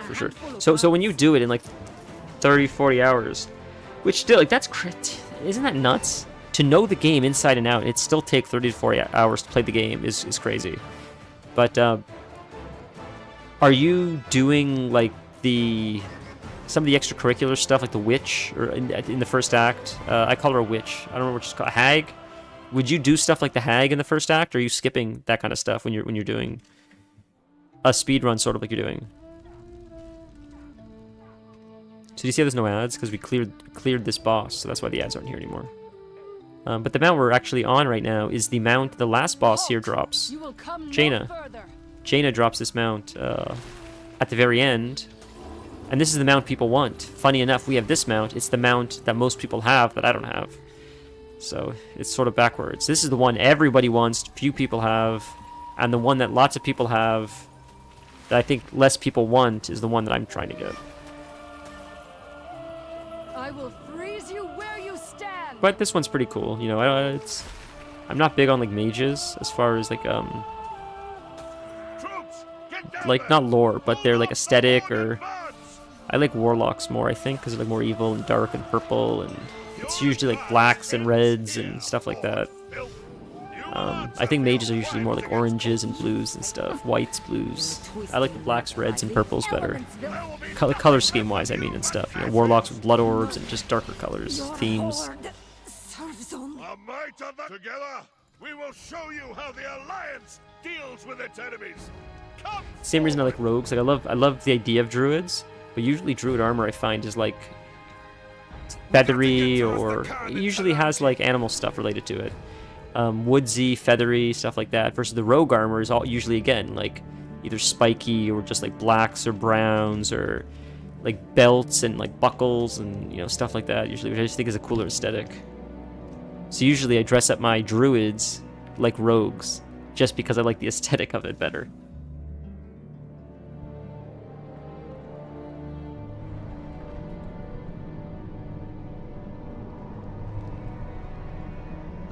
This guy looks more like a rogue, I think, than a druid. Sort of got more of like a roguish kind of vibes. It's sort of roguish armor he's wearing. Just the druid stuff is too flowery for me. It began when the Alliance reached the pyramid. I do almost 100% of Act 1, so probably 95% of Act 2, but Act 3 varies a lot depending on how much I actually like the build. Solo monk run I did the bare minimum of Act 3 because I wanted it to be over. Oh shit. Can I ask, what kind of ending did you pick for that run?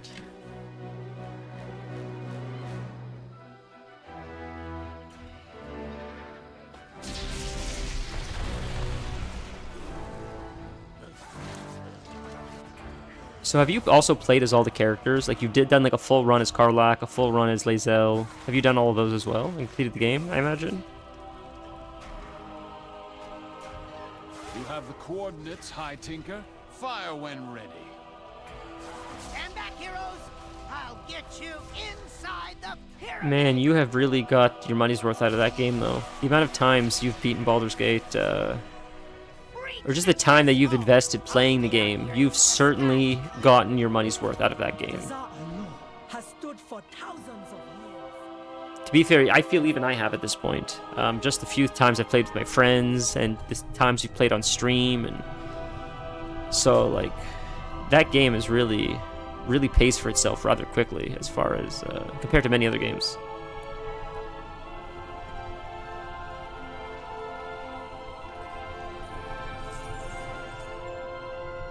We did not know it, but those Alliance spies must have...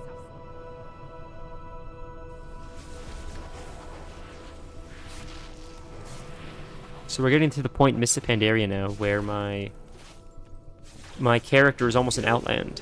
I'm finishing up Classic. And the endgame Classic zones are really cool. I'm a fan of the endgame Classic zones, but Burning Crusade's a lot of fun. So we're almost... I think we're 51 or 52 or something. Once we get to 58, I believe we leave Azeroth and we go to the Outland, which is exciting. The Outland is one of my favorite like expansions, and some of my favorite zones are there. Yeah, and then we go to Northrend, and then we have to go to, I guess, the Cataclysm zones, and then we can get to Pandaland. So we got to move through it. But I've been leveling pretty quick. I don't have any of the like. In WoW, Modern WoW, and Mists of Pandaria WoW, there's what's called Bind on Account gear. It's gear that you can send to any of your characters, as long as it's on your account. Horde, Alliance, any level, they can all wear it. And it's expensive, but it gives you a 10% experience bonus to anything. I think anything you kill or any quests you hand in. And there are many pieces. So if you equipped a helm, a shoulders, a chest, pants... I think you can get a total of like 30% experience bonus total. It's expensive to buy this gear, but for your alts, you can level like 30% faster just with this gear. So not having that gear, I don't have that gear because I don't have any alt. This is my first character on this Mists of Pandaria server, so I don't have that access yet. But without even using that gear, I feel like we're getting like a level every like 15 minutes, generally speaking, which is, I feel, pretty fast for level like 50 plus. So I'm curious to see if that slows down once we switch to the new zone Outland, but hopefully not, because at 15 minutes a level, roughly speaking, we'll move through the zones pretty quick. I end up with one of the good endings because I don't like killing people. I don't like killing the people that evil endings do. I see.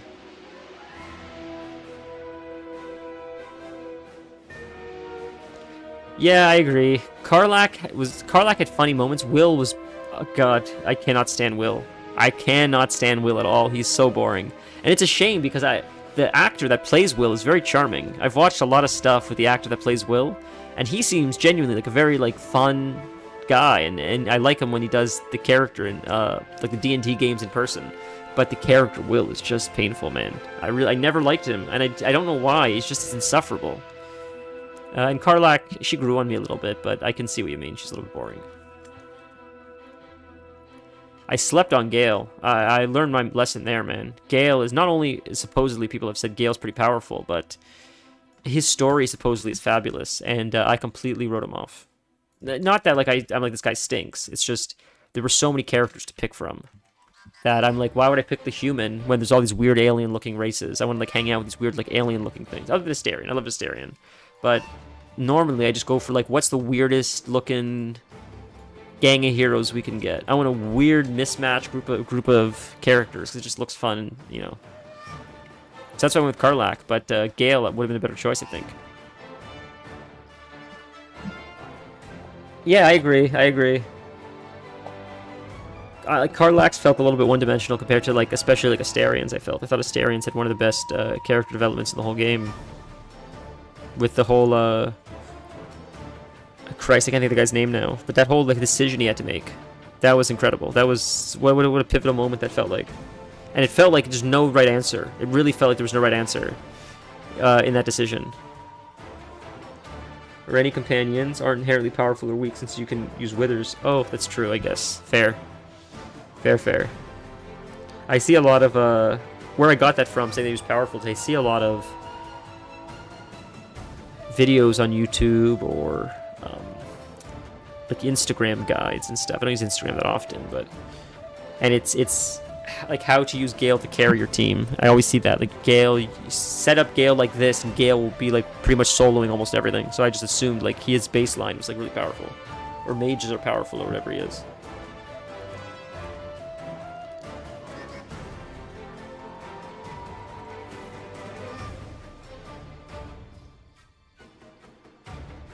We just gotta wait for this roleplay. It's just,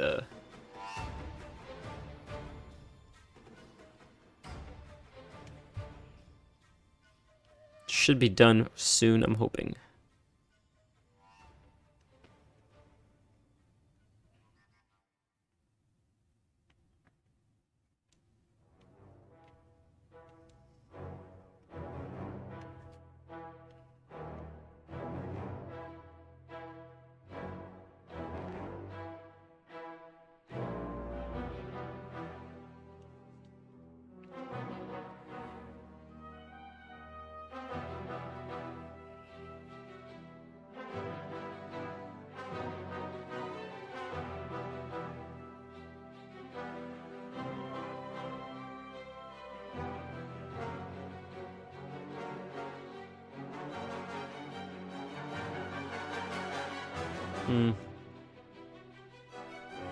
There we go.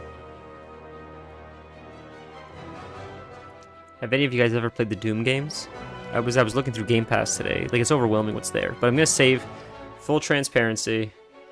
There's a lot of games that I want to play, but they feel more appropriate for Halloween, and Halloween is coming up soon. So I'm like, we're gonna put a lot of these in the back burner because, for the most part, I thought it would be really fun to have like a mostly horror-themed month of October.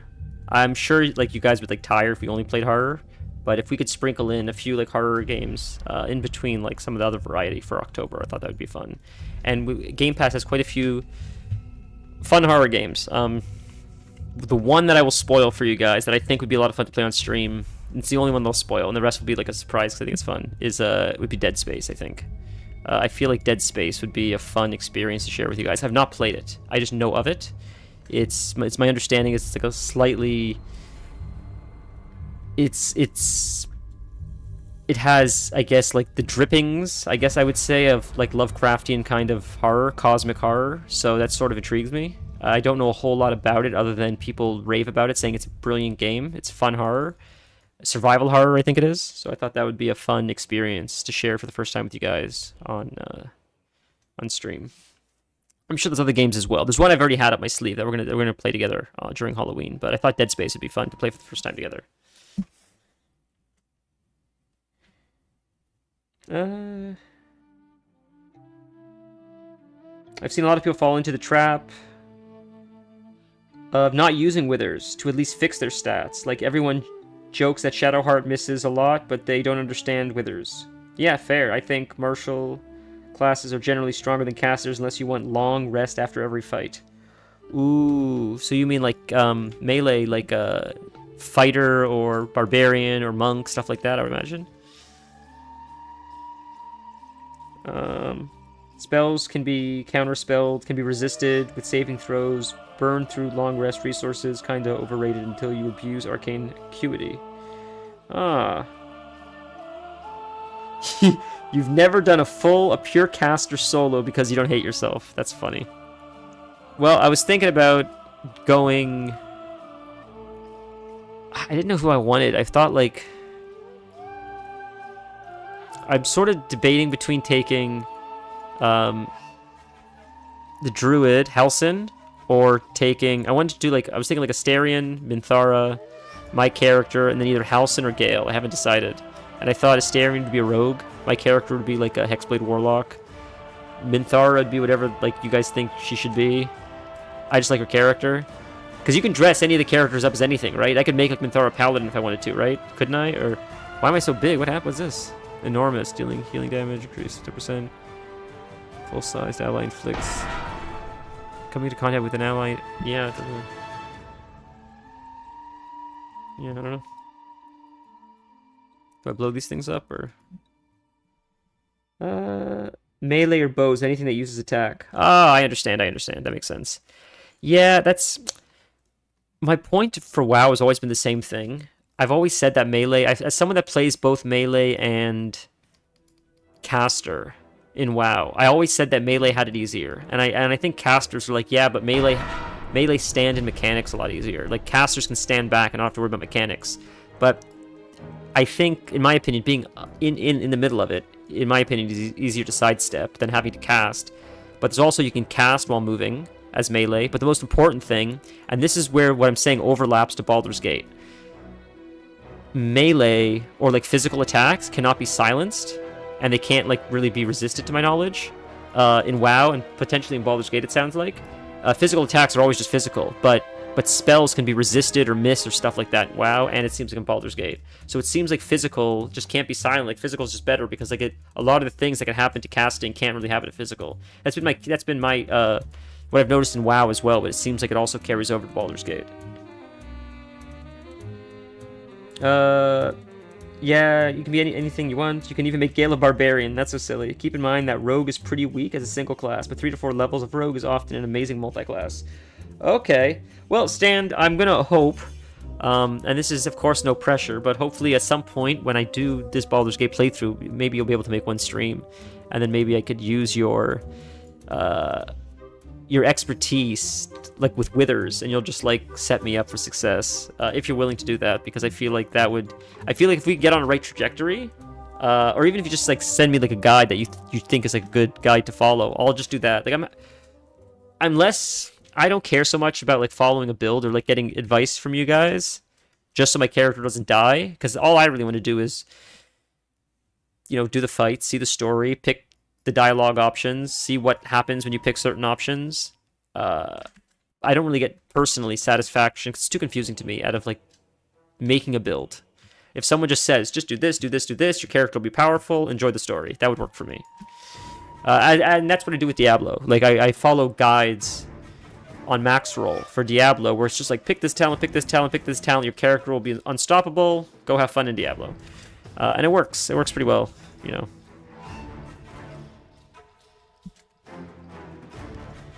I remember last time, between you and Torrin, you guys hooked me up with like telling me what talents to pick for a lot of my characters, but Astarion, but more importantly, you guys hooked me up with Shadowheart. When you guys changed Shadowheart for me, she carried the entire game.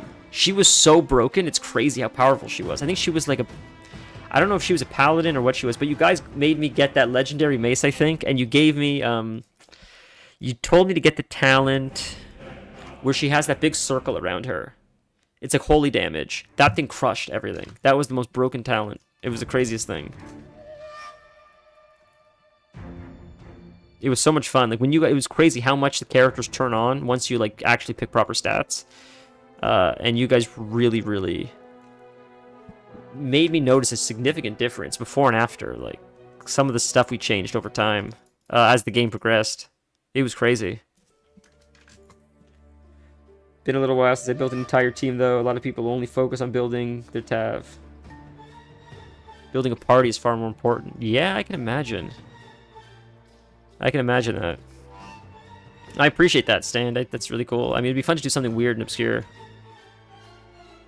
I think the hardest thing, at least for me, is I'm gonna have to follow the instructions on how to get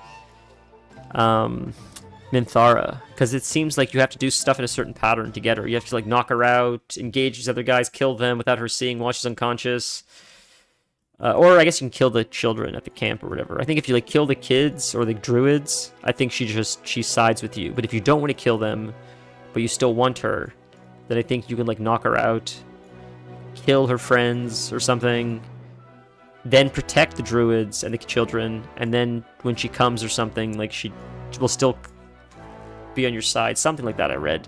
It's like a whole guide on how to do it. I think getting that right the first time might be the toughest thing, because I might miss a step. So I'll probably have to keep saving to like revert it if I fuck something up. Spirit Guardians! Oh, it's disgusting. Oh, we're doing an evil run. We're doing an evil run. That's sort of why I wanted her. She was one of my favorite characters the first time we did a playthrough, and she was barely in it because I did a good run. But I just liked how like weird and sadistic she was. She lacked empathy. She seemed like a bit of a kook, bit of a crazy character. So I really liked her. So I always remembered her. So I said we got to do an evil run, and I want to hear her dialogue through the whole game, all the weird sadistic shit she says. So I thought it'd be fun to do an evil run with her. A good run has a bunch of hoops to jump through. Evil is a lot more straightforward. Okay, cool. So if you let like the kids die and the druids die, and like, because that's what normally happens if you let the goblin camp win or whatever. If that happens, like, does it cut you off from content or not really? It's just, I guess it cuts you off from the content with them, but like it doesn't cut you off from like content in Act 1. It doesn't like botch Act 1 for you or anything. Halcyon and Minthara can't join a party until like halfway through Act 2. Oh, you gotta wait that long? So I gotta play with other people in the meantime. I gotta wait until like Act 2 to play with these guys. Holy. If we want to do like the hag and stuff in Act 1, then we're gonna have to bring someone else until we unlock those other guys. So maybe... Maybe we can check out...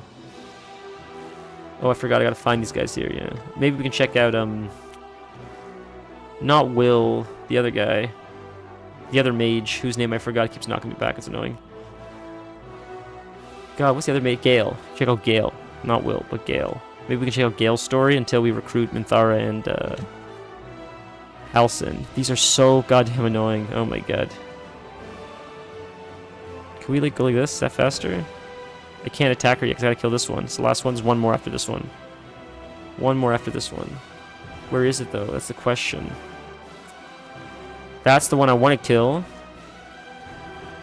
But I need to find one more clone somewhere amongst all this chaos. Where the hell is she, man? This is crazy. That's the wrong one.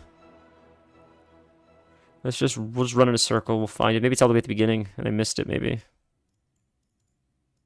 Thank God we're invincible. There it is, right there. Boom, got it. It's too obscured, I gotta get closer. There, done. Killing the Grove does cut off some content later in the game. Ah. May I ask what content that is? You can spoil it, it's okay. I feel like we've played I feel like may have done it, or maybe not, maybe I haven't, but it's okay. Because maybe it's worth, like, I'll make that decision now, like, if I don't care, you know, what it spoils, like, maybe it's something I want to do later, or maybe it's something I don't care about.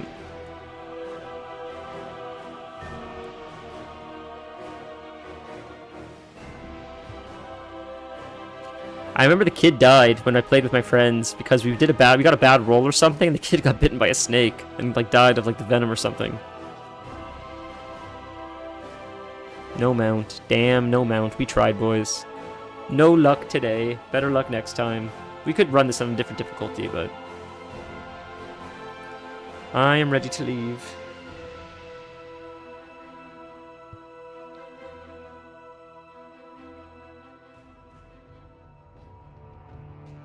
Alright, let's do a little bit of miss, I think.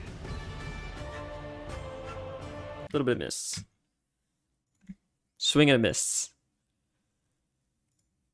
Alright.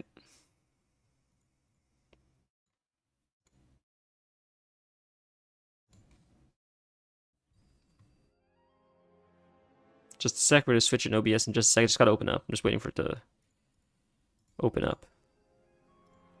There we go. There's our character. Boom. We got this really cool helm, which is really neat.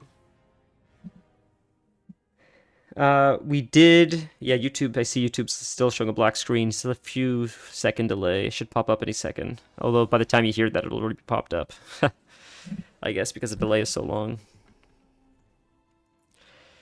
Yep, this is the same character. I keep swapping from like from a boy back to a girl, back to a boy, back to a girl. Change the hair from pink to green to gray to up to spiky to bald. I keep just changing the character over and over again. I just get bored. Like, all right, change it up again. Winter water. Oh, is that rare? Oh no. Well, we pulled more than we could chew. I didn't mean to get knocked off my mount, so this might be a little bit hairy. Actually, I lied. It's only 2 of them. We should survive. It's 3 of them. We should still survive. We'll stun these guys. Easy. Easy peasy. Man, Warlock is so much fun in Miss Pandaria. It's crazy. Hopefully, we can pop into demon form and do some serious damage so our Voidwalker doesn't die for us. He might die, but we'll survive. So much fun. So powerful. So much fun. Warlocks aren't the same as they used to be. Not like this. This is like such a different game, playing Warlocks like this. I love it. I almost never killed a Grove, but I think you lose... Oh my god.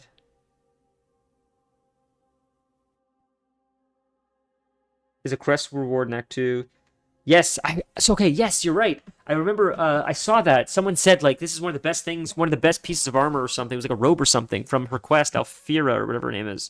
And I thought they said, like, this is like one of the best things for casters or warlocks. I saw that recently. I forgot about that. So I guess we shouldn't kill the Grove then. So I might have to do it the harder way. You might have to do it the difficult way just to try to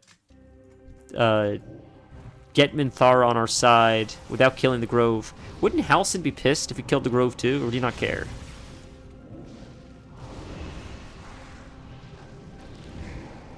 And I've always been curious, like, I don't know if you've ever done this. You know the idol in the middle? Like the Sylvanas idol or whatever it is? When you go to the Grove. You can take it. You can, like, steal it. What happens if you pick it up? They just get all aggressive? They get mad at you? Or... I feel like there's so many things in the game you can attack or just do or rebel against. And I'm so curious what happens. And there's so many of those in that game that I feel like I could play it for the next 50 years and I'd still never do all the weird things I could test out in that game. Yeah, killing the Grove is group the Halsin quest. That makes sense to me. So we might have to do it the difficult way where we don't kill the Grove, we knock out Minthara, and we try to kill the goblins, not kill her, and like save her later on or something. If you are an Eldritch Blast Warlock, the robe might be best in slot. Ooh, okay. Stealing the idol can make the entire Grove hostile if you do it too early. If you do it at the right time, Mole will give you a sick ring. Ooh, Mole. Is that the little boy? Right? It's a little like devil kid that he's the leader of the bandits or whatever? Or was that someone else I'm thinking of?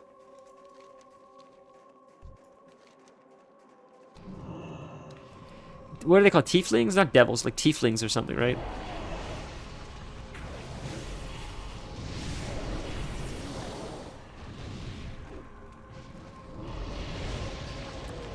Something that I think is so funny that seems to be like a common consensus, at least from like the streamers or people that I've seen that have talked about Baldur's Gate. It's like, why are all the characters so hot? It's the strangest thing. All the characters, they did that so intentionally. It's the funniest thing. You just fall in love with all the characters.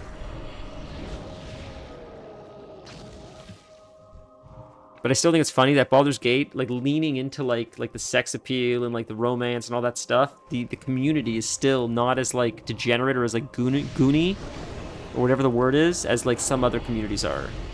That, in my opinion, whose characters are a lot less like actually sexualized.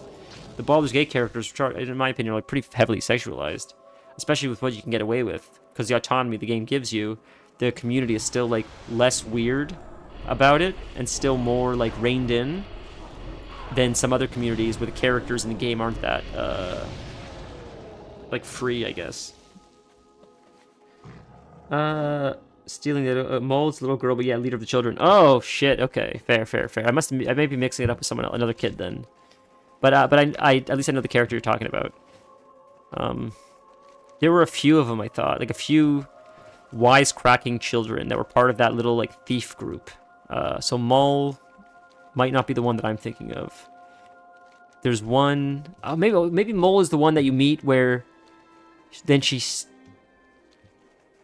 you play a game with her or something at the beginning, or she steals something, and you can like if you have sleight of hand or something, you can catch it and you can call her out. Or maybe that's someone else I'm thinking of.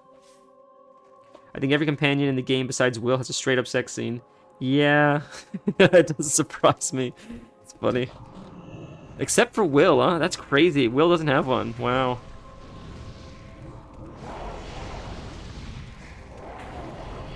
Because when that demon, I don't remember that demon's name, that devil lady, when she like, whenever she shows herself to Will, and Will's like, I must resist you. Whatever the deal she made, it's like, God, why'd they have to make her look like that? Like, they almost made her like a succubus, where like you can see how she like tempts people to like give in to her, like whatever she's trying to sell you, whatever, like, you know. Same with the other guy too, honestly. The other devil guy too. He's also very suave. When you're talking to him, you could see like they try to make him like very dashing and charming. So almost like this is what the devil would be like. Like he's a smooth talker, and he's easier for him to convince you to do what you probably shouldn't be doing, just because of like the way he presents himself. Oh wow, you can sleep with Will's patron? That's so funny. Will wants to wait until marriage. Yeah, that's what I'm talking about. That's so funny.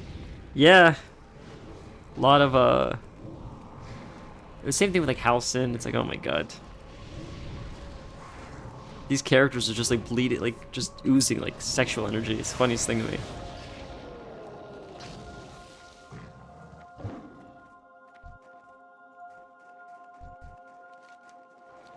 And it's fun. It's fun to like do the romance with all of them. It's fun to like eventually kill all of them. I mean, I'd be curious to see all the different interactions you can have.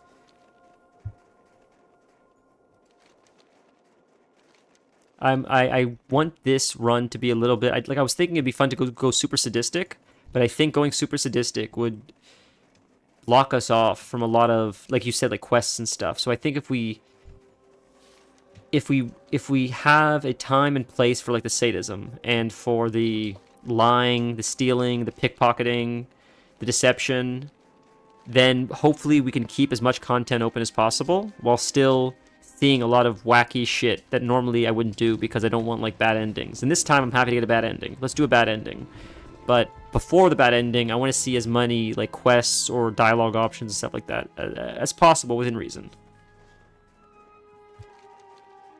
So like killing the Druid Grove would be evil, but again, if it cuts us off from a lot of stuff, maybe it's better to save them, see more content, and just miss the opportunity to just kill the Druid Grove.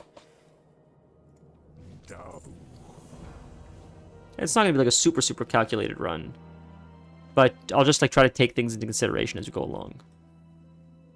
Romanced everyone at least once to see the stories. Lae'zel, Shadowheart, Gale, Astarion are all solid, don't care for the others. Can you, Alfrea, is that her name, Alfrea? Can you romance her? Because she seems like a real, look, we gotta sell shit, we got a lot of stuff to sell. She seems like a real side character, like, there's not a whole lot of, options with her. But maybe I'm wrong.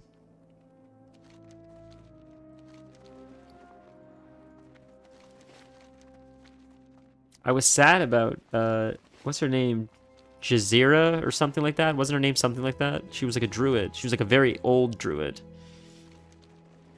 Jazeera, I thought her name was or something. She died. I didn't see her die. I logged out. When I logged back in, she was like killed in the middle of the night or something, and her like corpse was there, and no one knows who did it. It was like a mystery. Because I must have chosen an option that allowed that to happen, which is like, damn, that sucks. I wanted to see more of her story. I didn't know that was gonna happen. Hello. Ooh, Frascard.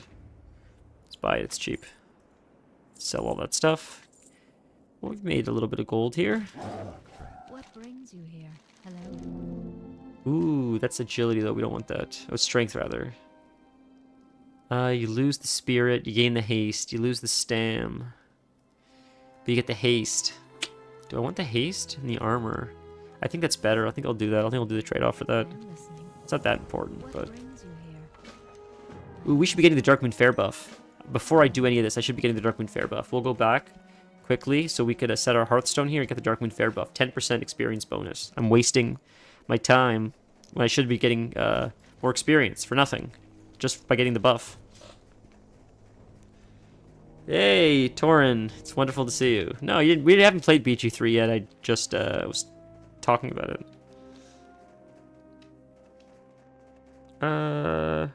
Alfir is not romanceable despite what the players want. Oh, that's nice. So at least she gets a lover. Can't complain. Yeah, it'll be fun. I mean, we're talking about it for a while, so maybe we'll start that soon. Because I didn't want to commit to it because I didn't want to lock in and only play BG3. But it never occurred to me that we could do BG3 like over the next few streams and just dedicate like Sunday is BG3 day. The other 2 days are variety days. So every Sunday we'll make progress in BG3, like the TV show. You know, every week it's like an episodic thing, and then we'll the other 2 days will be variety. I never considered that until right now. So it seems way more approachable. Because in my head, I had to lock in for like you said, like 40 streams. Like either we lock in for 40 streams and power through the game, but then again, I feel like by Act 2 or 3, I want something else besides BG3, so I start rushing through it again. So this now prevents the rushing through it.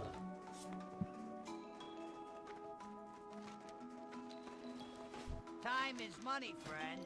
Keep it real. Okay. And if we're playing like I feel like we're gonna be playing all kinds of weird games, like I said, like Hollow Knight, probably like Doom soon, like really fast-paced, crazy games. So it'll be nice to like transition to BG3 and have something that's more like thoughtful and slow-paced and something that requires not just concentration but strategy a little bit more than something like Doom, which I imagine also probably has like strategy, but it's a different kind of strategy. I guess we could probably go here, Darnassus, and then just teleport. We should set our Hearthstone here really quick, actually, before I forget. Yes, I would imagine so. I would imagine every time you play it, you just sort of learn to, like, optimize, like, your game a little bit. But I feel like I missed so much in the first playthrough, because I sped through it, like you said, that I almost want to intentionally take a little bit longer through some zones to see some stuff that I missed. I was also super afraid to make decisions that would cut me off from a lot of content. So I was like playing like a little bit hesitant. Now I'll play a little bit more like loosey-goosey. Be a little bit, especially because we're playing evil. So we could. I was afraid to piss everyone off the first playthrough, and like, especially my companions. I was afraid that every decision I made would like upset them, and then it would fuck up my relationship with them. But now we'll go crazy.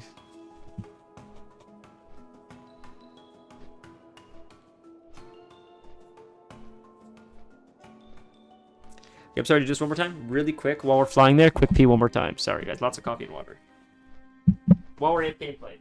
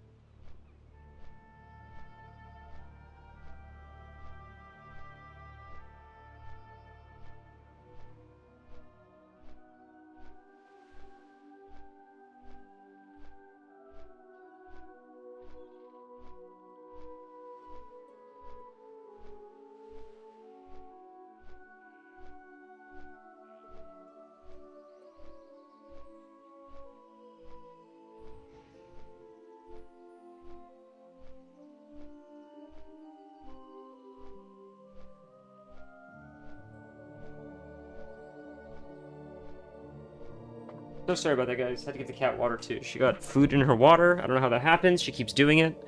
I've never actually seen her scoop food into her water. But every time, not every time, but often, I'll check out her water throughout the day and there'll be like a piece of kibble in it. And I always want to catch what she's doing to make that happen. And I haven't figured it out yet. I don't know how it's happening. I don't know how I don't know if if she has food in her mouth and she's drinking it just falls in. Or if she, for some reason she's putting it in there.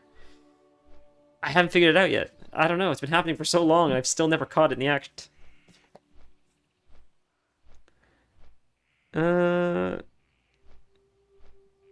Yeah, that sounds like a fun, So I'm trying to think about what Speckhausen could be since most of the wild shapes are crap.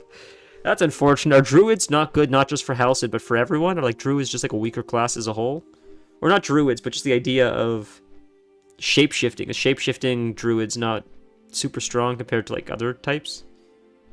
Because that was the very, very first thing I tried when we played Baldur's Gate for the first time. Just because the idea of druids is cool. But it seems like I don't see a lot of people, at least when I watch clips online of like builds, I don't see a lot of people playing like shape-shifting druids.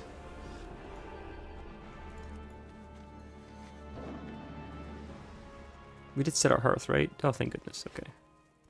And we take this boat to Stormwind. Oh, actually, we can port right from there. What am I doing? We don't need to go to Stormwind. We could port right. There should be a portal here. Talk to the lady. She can port you. Right here. Boom. Need help? Perfect. Get the buff for 10% experience bonus and hearth right back to our quests.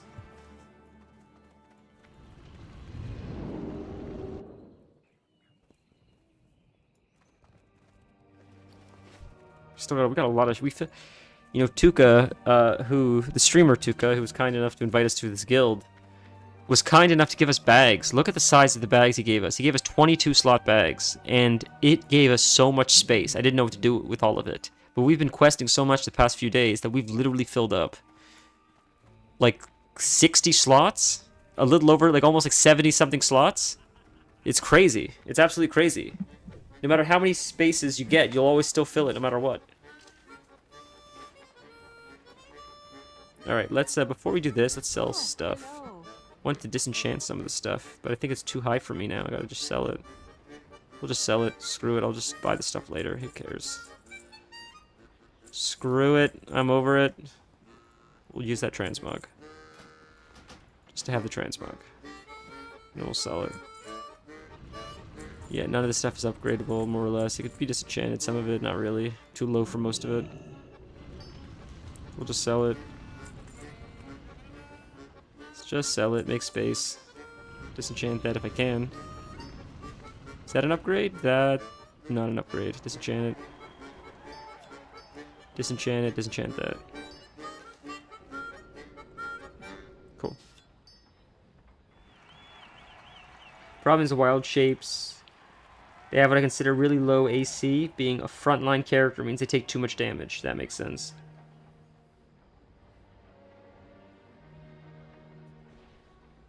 Oh, interesting. I didn't know that. That's cool. That's a cool little mechanic. That they're able to pop out like that.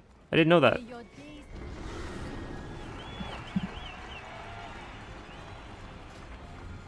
Look at this fun little monk. Fun little transmog he's got going on. Nice healer. Nice little healer monk.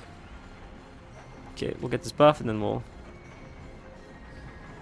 Yeah, it'd be fun to play a lot of alts in Mists of Pandaria, but first I gotta get one character to 90 so we can get the gear, which gives us the experience bonus for all of our alts. If you can get one character to max level, then you can buy all kinds of stuff to make it way easier for alts to level up.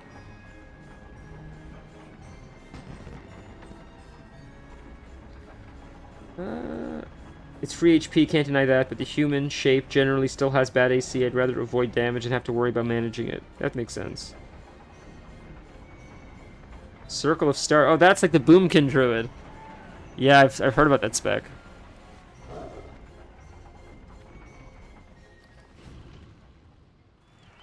Oh, we just hearth. We don't even have to do this. We just hearth. Forgot about that. Cool. It's just hearth.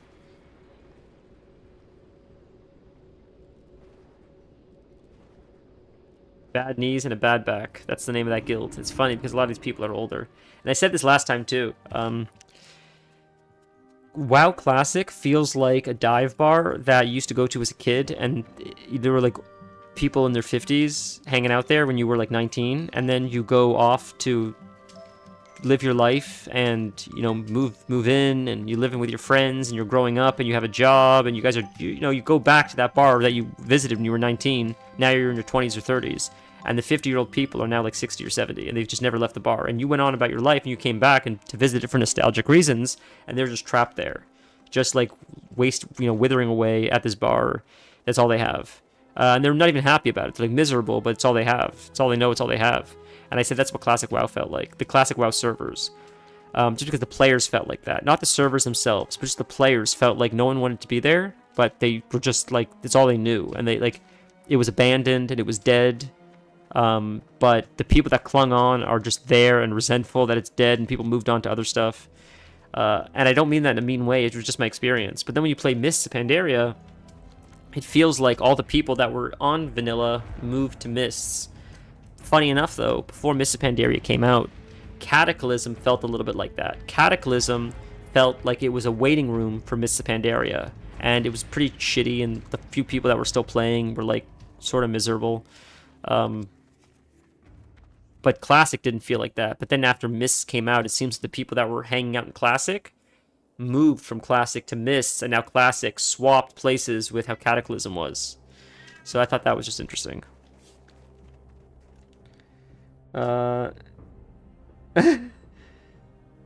Circle Stars has a very underrated ability, minimum of a 10 on a concentration roll, add on a few bonuses, and they'll never lose. So it's really strong, you're saying. You're saying the Circle of Stars is very strong.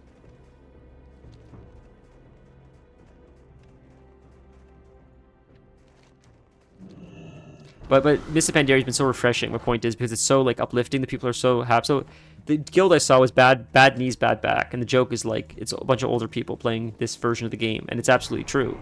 But they're very friendly, very welcoming, very accepting. Everybody's very patient. If someone's got to be, like, AFK, like dog aggro or baby aggro, people are, like, they don't kick you, they just wait. It's nice. It's nice that people are, like, respectful to the fact that there's a human being behind the screen. So that's cool. So you could tell, like, it's an older player base because of that, I think. Just like they have more patience for stuff like that. As Classic WoW did. What do I do here? Do I click something for this? As WoW Classic did as well. When it first came out. As Diablo does. It's like an older, you know, they call it like dad gaming or whatever they call it. Okay. These quests gotta go. These quests that have nothing to do with what I'm doing right now are just filling up my thing, and I can't see. Track. There's got to be an item here or something that I'm supposed to do this quest properly, but there's so many quests here that it's taking up, I can't see what I'm supposed to do. So if I abandon these quests, then all of a sudden on the right-hand side it'll show something like this right here. This item that I need to click for this quest. And that's why I couldn't do it, because there were too many goddamn quests. So I'm going to get rid of these quests. And all the items that I need will be on my right-hand side, so I can see what I'm supposed to do for these quests, because it didn't make sense to me. Now it makes more sense.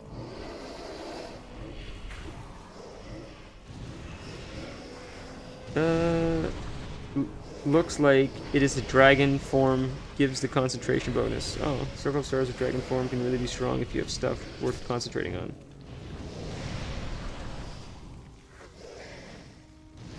So Halcyon turns into a dragon? Is that what you're saying?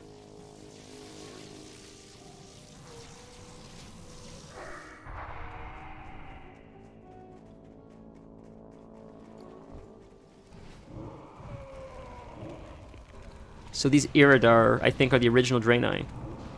I think this is what Draenei looked like before they were Draenei. Or maybe this is Draenei when they got corrupted. It's one or the other. I don't remember. I think this might be... Maybe Draenei looked like Draenei, and then when they get corrupted by demons, they turn into this. Maybe that's what it is.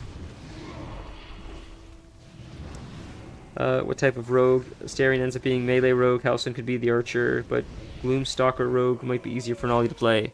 Sure, I'm down. Like, what's... I just like the idea of a rogue. Because I wanted to, like, sort of pickpocket things and steal things and lie to people. I figured the Warlock is good at, like, lying.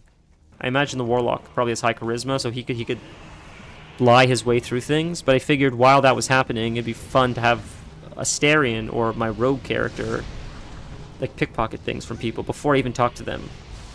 stuff like that and not get caught. I never even really considered doing that before, but seeing like people do it in videos of it, I thought it'd be fun to mess around sometimes and see what I can steal from people. Stopping from being human, elfish, but it gives bonuses dependent on the type. Oh, I see. Very cool. Is he half human, half elf? Is that what he is?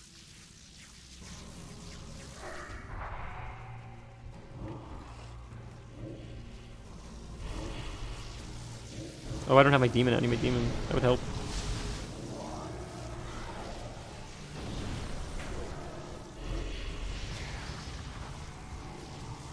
Okay, this one, that should finish this quest in here. Then we're going to... We have to kill the guy at the back. We're gonna have to pull a few extra ones, but...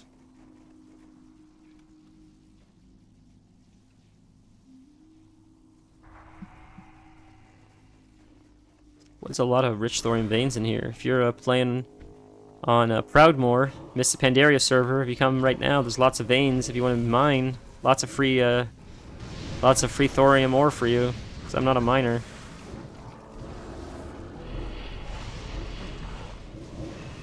This is a bit of a sketchy pull. We're probably gonna die here. So I don't have I didn't mean to get both of them, so that sucks. Yikes, this is probably death, because I don't have a health stone. And I can't summon my demon because it's still on cooldown, so we're probably dead. Probably. Unless we can survive. Can we survive? Can we survive? Ay, ay, ay. Howl of terror, howl of terror, howl of terror. Boom, we survived, ladies and gentlemen. I think we survived. I think we're that pro of a warlock that you just watched. Pro gamer shit in real time, ladies and gentlemen. Look at that. We just survived using all of our mechanics and our big warlock brain. That's what we do here.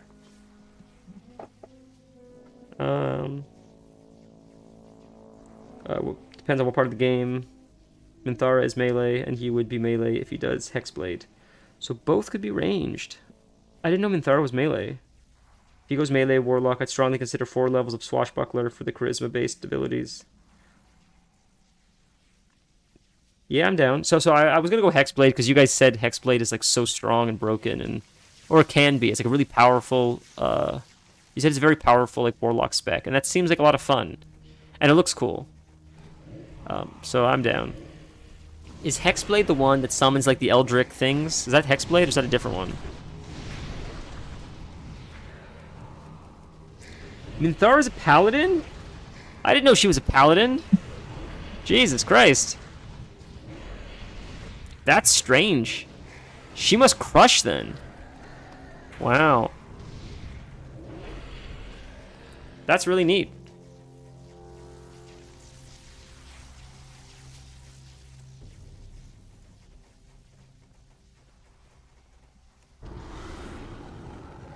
Okay, so we should have made it to the end now? Yes, finally.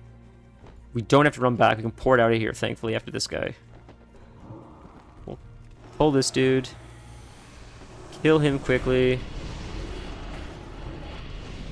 And then pour it out and hand in the quest. And get our... probably level again. How long have we been this level so far? 1 hour, 2 minutes. So that doesn't count because we've been like sort of AFK and stuff. So we'll level up now and then see how long it is till we get our next level. Because it usually is like, depending on how fast we can quest, it's like 15 minutes. It was earlier today, so... Although we're getting higher levels now.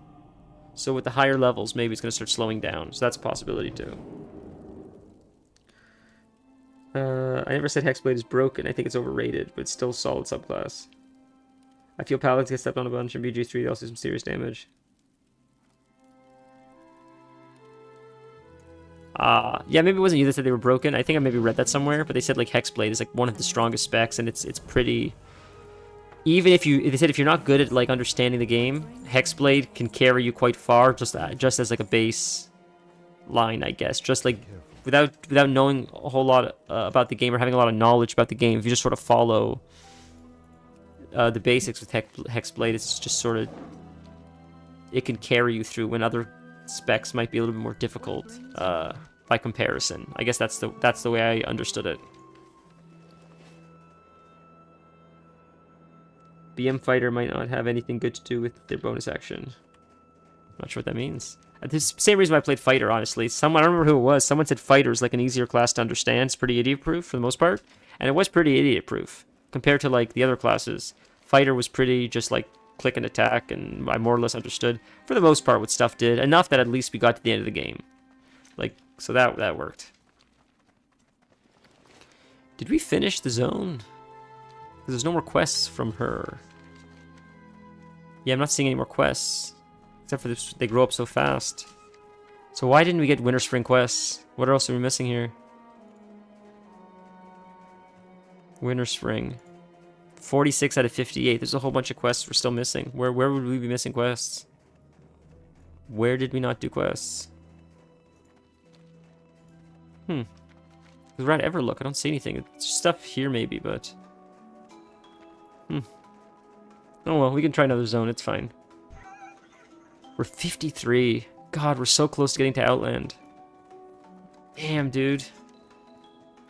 I guess we could do like Silithus. Is Silithus like 55? It's 55. Can't do that yet. Swamp of Sorrows, maybe. Like, where do we go from here? Oh, we can do, Ngoro Crater. Yuck. I don't love Ngoro Crater. Swamp of Sorrows is close. 52 to 54. We can do that. Maybe we'll do Swamp of Sorrows. Blasted Lands. That's 55. We'll do a dungeon. While we make our way back, I guess. I thought there'd be more quests here. I didn't think it would just end abruptly like that. There are more quests, apparently. I just can't find them. But it's fine. We'll just, we'll take this to Stormwind and go to Swamp of Sorrows.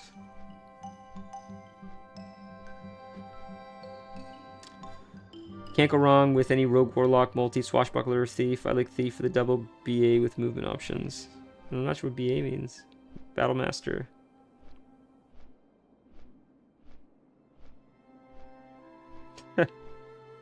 Thief is a great all-around multi-class. Arcane Archer.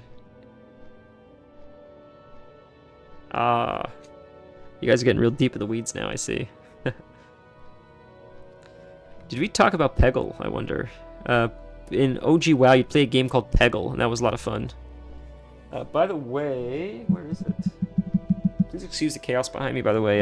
We're going through our clothes as we're moving and being like, take this away, send it, like, take this to the, some stuff we, like, don't wear anymore. We're just putting in, like, a bag to take to, like, donation or whatever, but, I just pulled everything out, and we're, like, sorting it. Like, these are all colors, there's a lot of shit I don't want, like, stuff that I forgot about, like, so that's why it's just in piles right now, because I gotta start washing it and then, you know, giving it to someone. Gotta wash it first.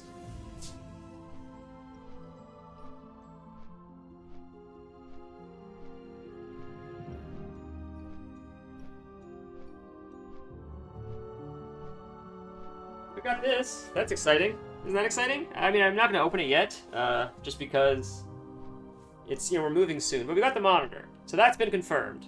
So that's really exciting. So at least we got it. So eventually I can stop checking my phone, right? That's super exciting. So hopefully you guys heard that. I wasn't too far from the mic. So we got it. We got the monitor. So we got it. We just got to set it up now. But I think it's like a week or a week and a half when we're like starting to like move some of the bigger stuff. So I don't know if my computer will be with that or that will be later in the month. So assuming it's going to be one of the earlier things that we move. I also have to get the internet transferred there, but at least we got a second monitor. Yeah, check its own screen now. Isn't that exciting? I'm just so excited. I'm so excited to finally have it. It'd be so nice to have. Not to mention, like, I want to try to fix the quality of the stream a bit because the sound, I feel like the sound quality stinks. I feel like I'm speaking through a tin can all the time, and I don't know how to fix that. So I'm hoping maybe if I can see the OBS in real time while we're streaming, maybe I can adjust the settings a little bit and try to make it sound a little bit better.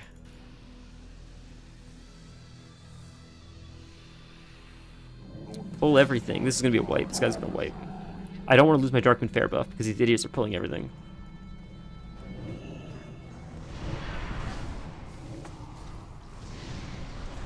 Like I'm going light. I'm not doing crazy DPS because I don't want to pull aggro and then lose my buff for an hour because this guy wants to pull like an idiot and not hold aggro.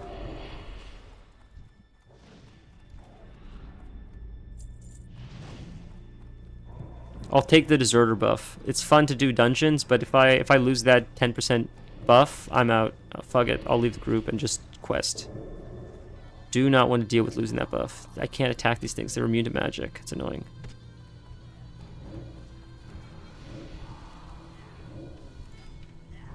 Good. I'm glad he pulled it. Look, it's good XP like this, but at the same time, it can get hairy really fast. If you didn't lose the buff on death, I'd be less careful. I'd like screw it. Let's have fun. But with the buff being so hard to get, not hard. It's just I gotta run all the way back there and then run all the way back. It takes so long. It's just to lose it to something like a stupid death because the tank lost aggro.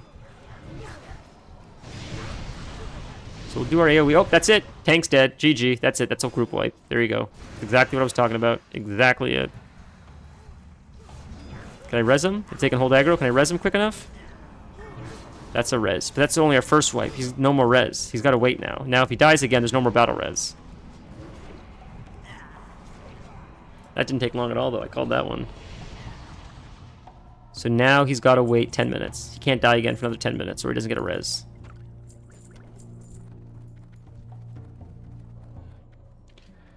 It sounds that way because you are using a condenser microphone. You would have to try and adjust the mix. Ah. Condenser microphones aren't as good, you're saying. Like, you're saying I should use a different kind of microphone. Okay, I understand. See, this big beam is about to die. Our healer has aggro right now. And our healer is about to die because our tank is pulled way too much. It's nice that he's line of sighting, but the problem is these casters aren't being interrupted, and they're not targeting the tank right now. And there you go. There's our wipe. Because these guys hex. The shadow hunters, I think, hex. This is chaos. This is fucking chaos. These guys, shadow hunters. These guys, they hex. CC. That guy got so lucky. Now the healer's CC'd. Man. Again, they survived because they used very long cooldowns.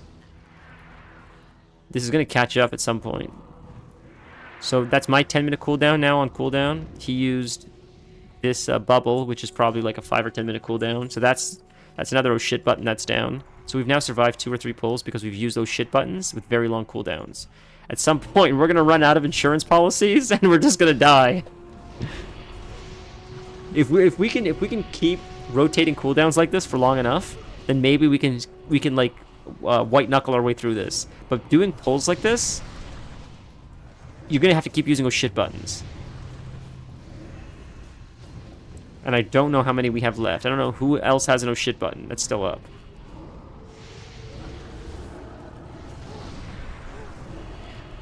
If it wasn't this dungeon, it wouldn't be as sketchy to do these pulls. But this dungeon has so many casters, so many things that CC you. It's hard to group them. If it was mostly melee, you just group them up, you line of sight them, they all stand on top of you, you AoE them down. But, yeah, that's not surprising.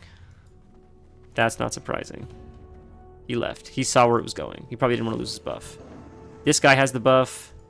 We all have the Darkmoon Fair buff. None of us want to die.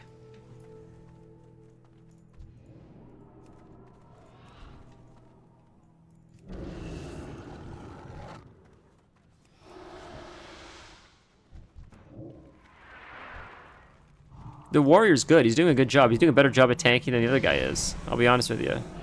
He's doing a much better job at tanking.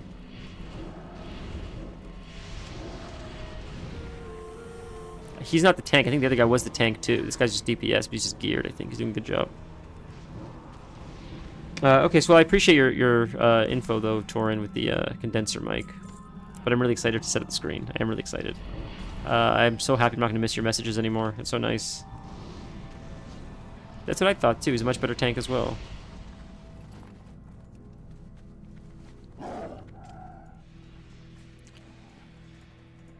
But it's also the guy's got BOA gear, I'm sure. I'm not surprised, right? Like, so of course he's gonna be a better tank. The other guy was also in BOA gear, but some of these people are fucking psychos as far as like what they do with their characters. Let's AoE stun.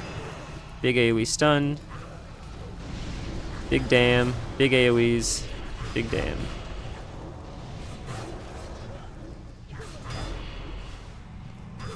Then the AoE pretty much stops once you cast that until you get what's called Molten Core, which is an ability that gives you a free cast, pretty much. Demonology seems a little bit weak early on, just because you're lacking a lot of your AoE talents. To be fair, you're not usually pulling like this early on. This is just a really geared group, because they're a bunch of alts. But when you're with a bunch of geared people like this, you begin to see how weak Demonology is until you get more abilities that make it a little bit easier to AoE. Because compared to Destruction, if I was Destruction spec right now, holy fuck, the AoE would be disgusting. I'd have like, it'd be like Rain of Fire and Infernals and Havoc, all kinds of stuff. But once the cooldowns come up for this guy, you sort of feel like you're lacking in AoE ability. I can multi-dot, but it just doesn't feel the same as like what Destruction could pump out. I believe Destruction is the strongest spec for Warlocks. Probably one of the strongest specs in Mists of Pandaria, period. When I played Destruction Warlock in Mists of Pandaria, it felt like I was often topping the DPS meters without doing much effort. Just because it was a broken spec at the time. And it still, I think, is. It's just for whatever reason, the balancing is messed up with Destruction. Only took 8 years, but Ellie Shaman finally stacked in raids again, apparently. Oh, you mean this newest, it's nice to see you, Stray. This newest raid, this world first, you mean? I don't know what he's saying. Diss me? What's he saying? Dispel me. Dispel me. He's saying dispel me. Are we not recruiting another team member? We're just waiting. We haven't... It's crazy, dude. This tank is crazy. In the race to world first, I guess you're saying there's a shaman. So we got a few abilities. Aftermath. Are these destruction abilities, or are these... What did we get? Anything here? Yeah. It's very tanky. Demonology, but I still think Destruction's tankier. You have an ability that shields you every time you do damage. And Destruction, I think, has the highest damage output of all the Warlock specs. Just because Chaos Bolt is so strong and broken. That when Chaos Bolt pumps crazy numbers, it gives you such mitigation that it just becomes a cycle where you just keep doing damage, which gives you soul shards, which gives you more Chaos Bolts, which allows you to cast more Chaos Bolts. The more Chaos Bolts you cast, the more mitigation you have, the longer you stay alive, the more DPS you can do, the more Chaos Bolts you can cast, the more mitigation you have. It's like a cycle. You just keep pumping out damage, which gives yourself more survivability, which allows you to keep pumping out more damage, which gives you more survivability, and it just goes on forever. It's just really, really, really strong, and like, you can solo everything. It used to be like that. I hope it still is. It'd be fun to play that spec again. And you can cast while moving, which is broken.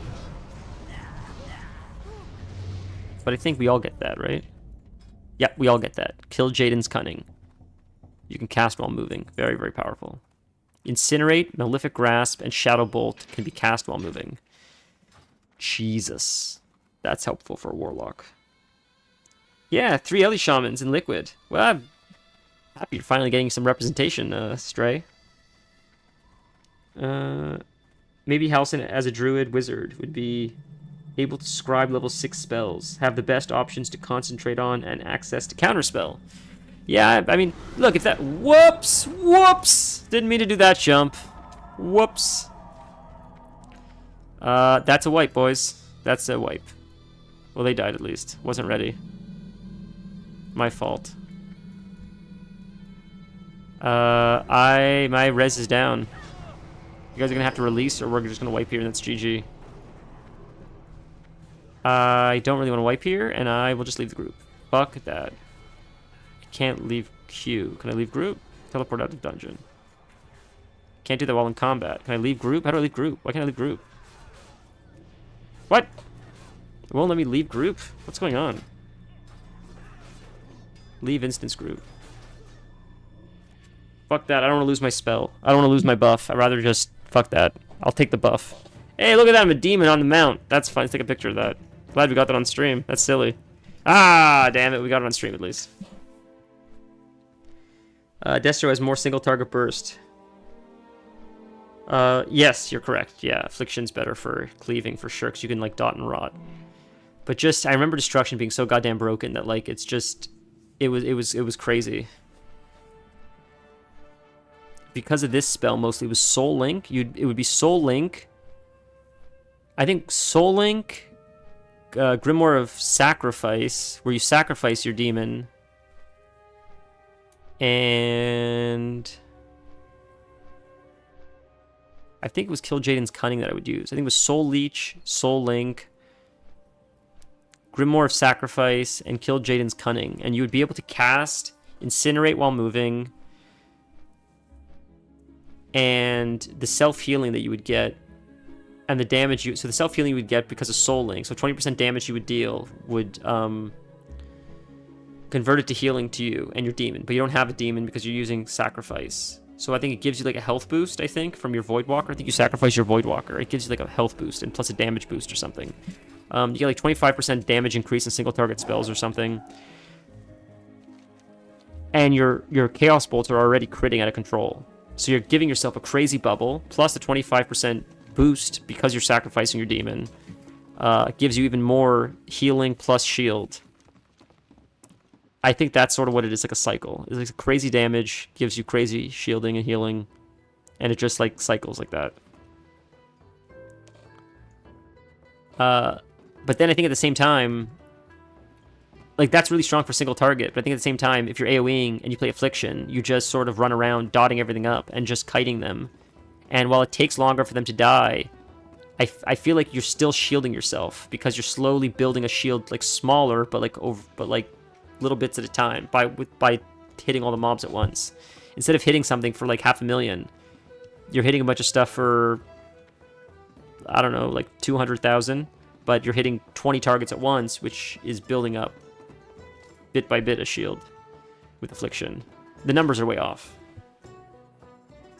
All 3 specs, yeah. So I haven't fucked around with Demonology enough, so we're playing Demonology now, but I don't know. Yeah, Drain and Sustain. Yeah, that makes sense. That's fun. That's a fun way to play. I feel like Affliction's the king of farming, just because you can dot everything, dot and rot. But I remember always pumping with Destruction. That was years ago, so maybe it changed now. Do you have any interest, Stray, in playing Mists of Pandaria? You know, I didn't even ask. Maybe I did ask Kelf. I probably asked Kelf. I probably always ask Kelf, hey, do you want to play this version of WoW with me? In the off chance that he'd be like, okay, this time I will. But the man, the man doesn't even have enough time to play regular WoW, let alone classic WoW. That, like, it's just, I already know the answer. I still ask sometimes, but I know the answer. Like, I don't even know how he's able to stay competitive in regular WoW, let alone dedicating more time to more WoW, playing other variations of the game. Destro's very aggressive with Chaos Bolt. Yeah, Chaos Bolt's fun as fuck. I remember how much fun Chaos Bolt was. They did a lot of challenge modes too. It was quite good. And I'm thinking about doing challenge modes this time around, maybe. We'll see. When I hit 90 and I start playing with these guys in this guild, we'll see like how receptive they are to like groups and stuff. And if I can get into some groups, maybe I'll do challenge mode on a druid, because I'm hoping that eventually these servers will merge with live. Because I have this set. I already have this set on live. This one. This. So I don't care to get it again, because I can already use it on live. But I want the druid version of this set, which I can't show you because I'm not on a druid. But I don't have that on live, and I would love that on live. So maybe I'm hoping that if I do it on this character, then one day this will amalgamate into live. And the transmog that I have here will then go onto my main account. I've already played so much Moth. I collected all the heirlooms. I got all the quintessential 5 max level achieve. Wow, that is crazy, dude. Jesus, you really did go hard in Mists of Pandaria. You probably got a lot of achievements no one else has. Okay, let's see what this is going to take me. Swamp of Sorrows? Blasted Lands. Yeah, we'll go to Swamp of Sorrows. So, this is what we'll do. We'll get the buff again. We'll restart the buff because we're so close. We'll take the Flight Master to Duskwood. We'll do this. Re-get the buff. Go back to Goldshire and fly from here. So the buff is closer to 60 minutes when we go to the new zone. Not about to torment myself with getting MC'd with Shaw fights. Oh my god, I forgot about that. Oh, damn. Forgot about the MC. Jesus. That's crazy. Wow. You went real hard, Miss. Is Miss the X-Pack that you played the most in? Druid Wizard Halson.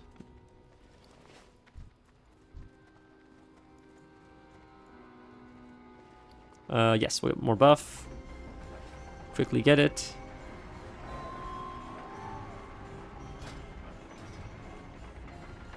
Okay, 44 minutes. Get it up to 60.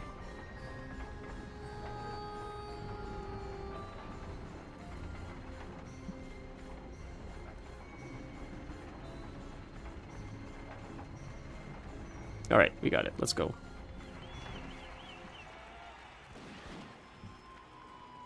I do enjoy the WoW streams, and it seems like some of you guys also enjoy the WoW streams, so... I don't know, I never considered this, but we could have, like, days dedicated. So, like, we'll do the Baldur's Gate one day of the week, and then we'll have variety the rest of the week. But then when Baldur's Gate finishes, maybe we can, like, change that Baldur's Gate... Baldur's Gate.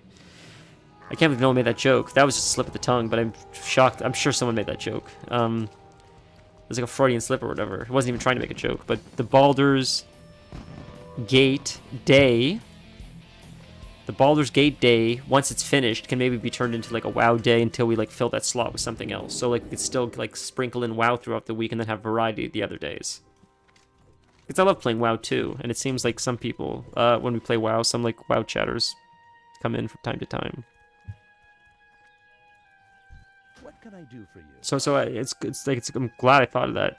I'm sure someone would have if I didn't.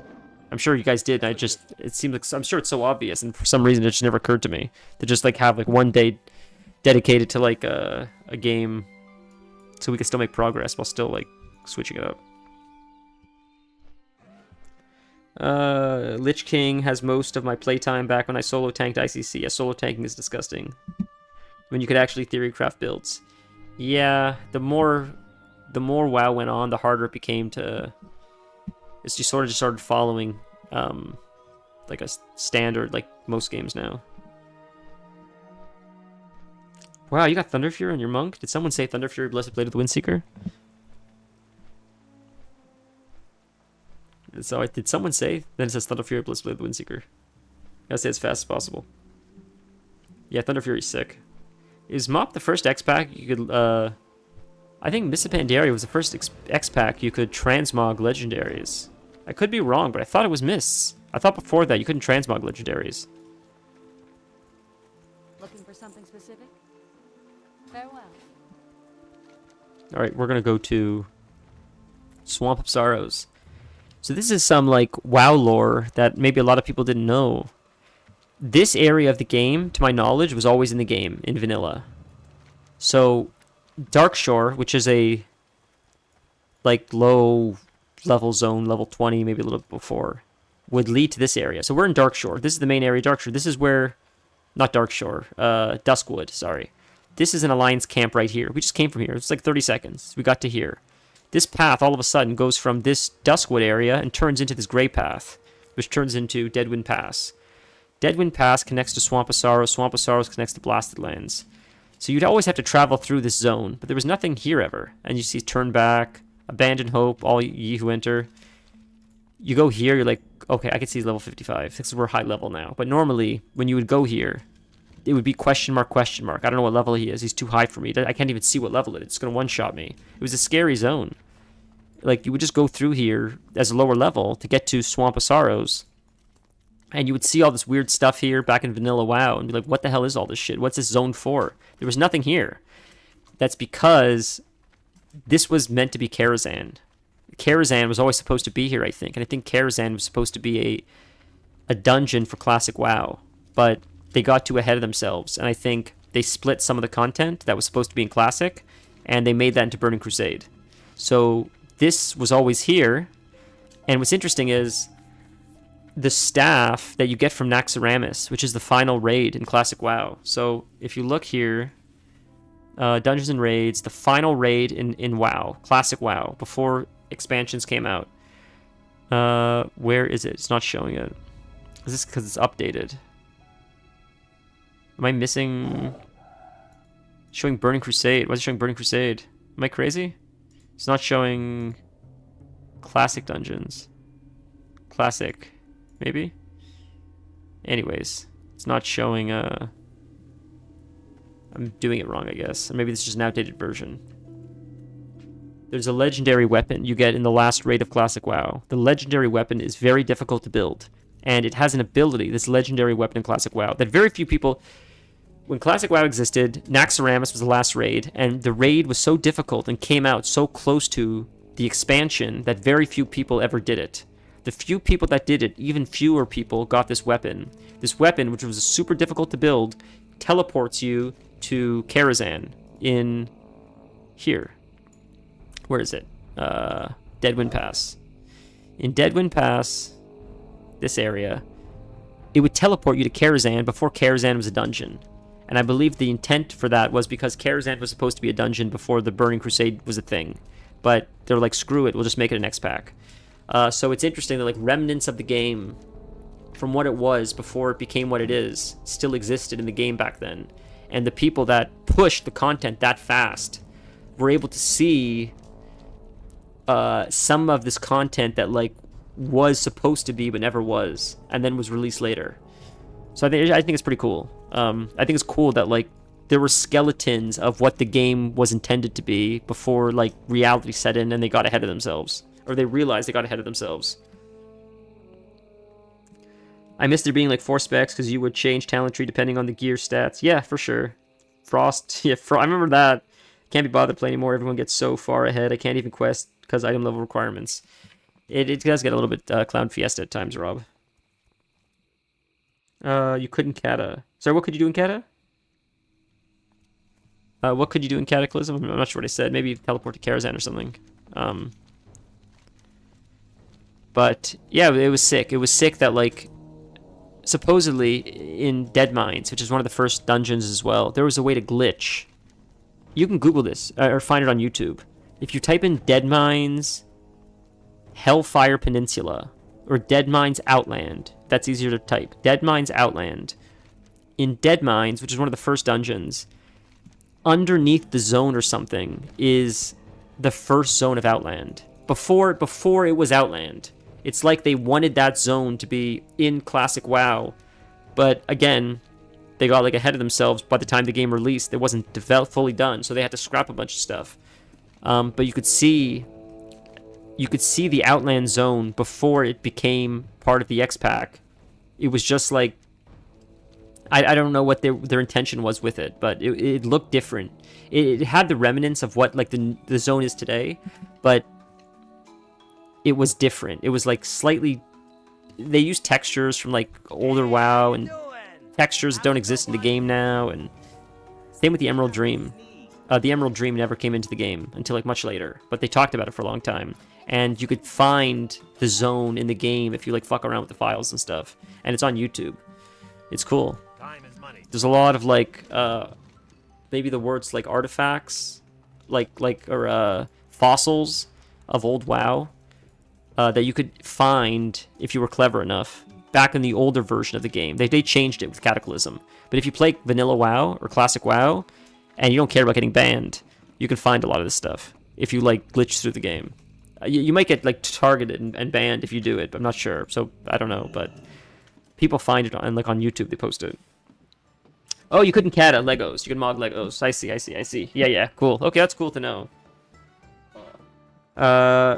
Yes, there was an unused Stormwind sewer portal. Yes, there's that portal in Stormwind, which I think they removed that as well. And no one really knew what the portal was for, but people thought maybe it had to do with like a dungeon or something related. They wanted to like do something in Stormwind, like underground dungeon or raid or something they never completed. There's lots of theories about that. Okay, so we have a quest in here. Is it underneath us? So we killed the guys underneath. Looks like it's all underneath, not in the ship. so we gotta go underwater. So you can see very clearly underwater right now. But in vanilla, the murkiness of this water was so difficult to see that there was guides online on like forums before YouTube was popular. I don't know if YouTube was a thing when WoW first came out. Maybe it was, but it was like there weren't guides on YouTube like there are now. But there were guides on like Thoughtbot or WoW forums or Alakazam, where they would teach you how to lower your like particle density or particle effects or whatever it's called, so you could see through the water, because the water was so murky that you couldn't see in front of you. So you would have to change the settings in your game so it was like more visible, like in front of you, in this zone specifically. And I remember having to do that recently in WoW. I was doing the quest, and people were complaining in WoWhead, like, I can't see in front of me. It's impossible because it's too murky, the water. So people in the WoWhead comments in 2024 were saying, like, turn down, like, particle filter or something, and then you can see better. So it's still a thing. I just think that's funny. Like, it's funny that, like, some of the things that I remember dealing with in Classic are still there in New Classic, which is fun. It adds to the nostalgia factor. And I don't think Blizzard left them in just because they're like, isn't this fun? People get to experience it again. I think they just forgot about it. And it's just a product of the past. And I'm not complaining. I think it's fun. It adds to the nostalgia factor.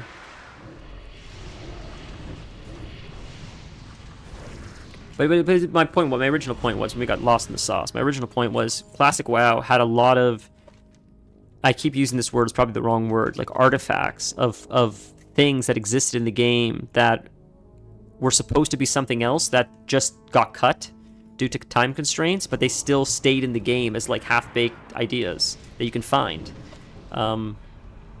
That people just run past and don't question, but if you like know the lore, it's like, oh, that was supposed to be something. And now, like, so far in the future, we know what it became, or, you know, there's like stories or podcasts about that stuff now.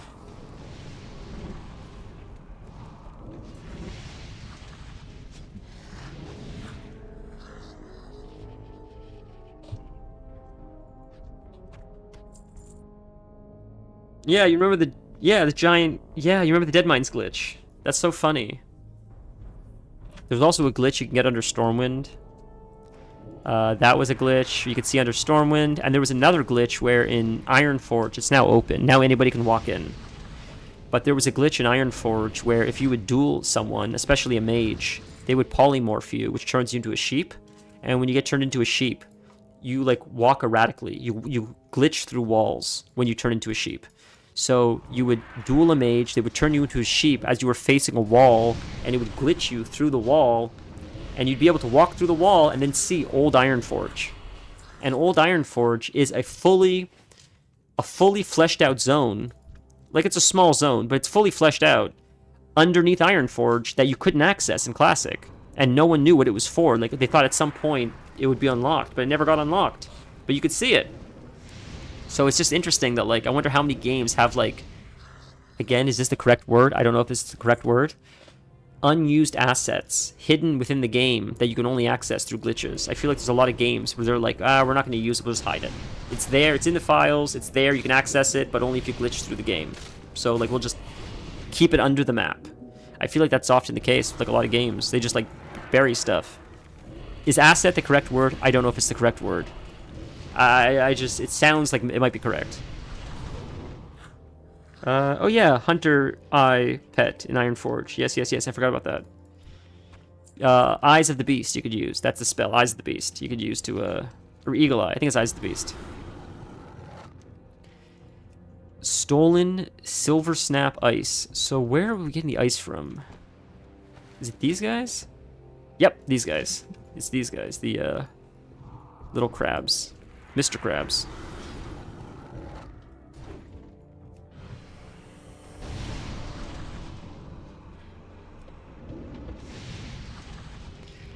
I want to play a Hunter in I want to play a few classes in this, but first we gotta level this guy up so we can get BOA gear. But I feel like a Hunter would be a lot of fun to play in Miss Pandaria, just as like a silly class. Hunters, I feel like if you ever play WoW, everybody should level a Hunter. A Hunter is a class everybody should play just because a Hunter class is a fun class. It's silly, it's fast-paced, it's very simple to learn, it's not that difficult to master, in my opinion, compared to a lot of other classes. If you want to do some really high-level stuff, it's hard. But if you want to just play the class well enough to, like, hold your own in raids, it's a really good starter class. And it's a lot of fun. I think it's one of the most fun classes. I feel like everyone should level a Hunter. A Hunter feels like one of those classes... WoW's not hard, period. Any class you want to play, if you apply yourself enough, you can do very well and be a contributing member in your group. I feel that's the case for any class, period. Any role, any class. You can tank, you can heal. WoW's not that hard. But if you really want to shut your brain off and still be a contributing member of your team, I think a Hunter is a really good class for that. Because it requires little effort to do a good enough job to get by and still be a good contributing member compared to some other classes that require a little bit more maintenance. And it's really fun. And you get all kinds of weird pets. You can like really customize your character as a Hunter because there's so many variations of pets you can have. Welcome back, Doran.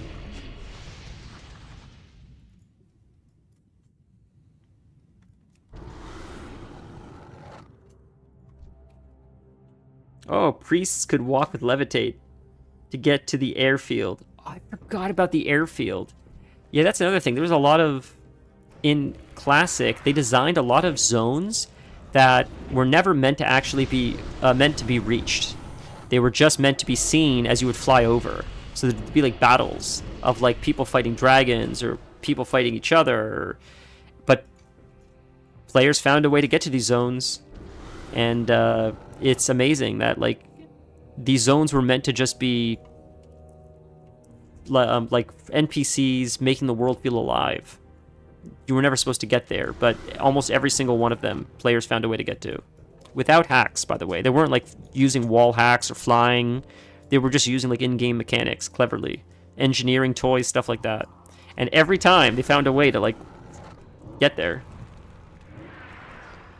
Flight path aesthetics. Yes, flight path aesthetics.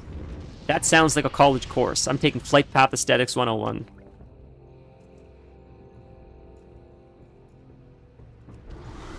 Flight path aesthetics. Jesus, dude. That's exactly what it is. You said that so well. Rob, or a stray. Energy, boot, explosion, to bypass walls. Oh, yeah, I forgot about that. A stray, did you like Nier Automata, or was that someone else? Because I found out there's an anime of it. If that was you, I found out there's an anime, and the anime is pretty sick. I really like the anime. I've been watching it. We're on episode like 2 or 3, and it's just as good as the game. They did such a good job. Like, it's a one-to-one representation of the game. The way the story plays out is so close. And the music and the transitions and the lines they say are in the game. The person that made it really, really studied the original game and really reflected what the game did in the show. And I'm really impressed. Set dressing. Yes, that is a... That's definitely what it is. That's what they call it in the industry.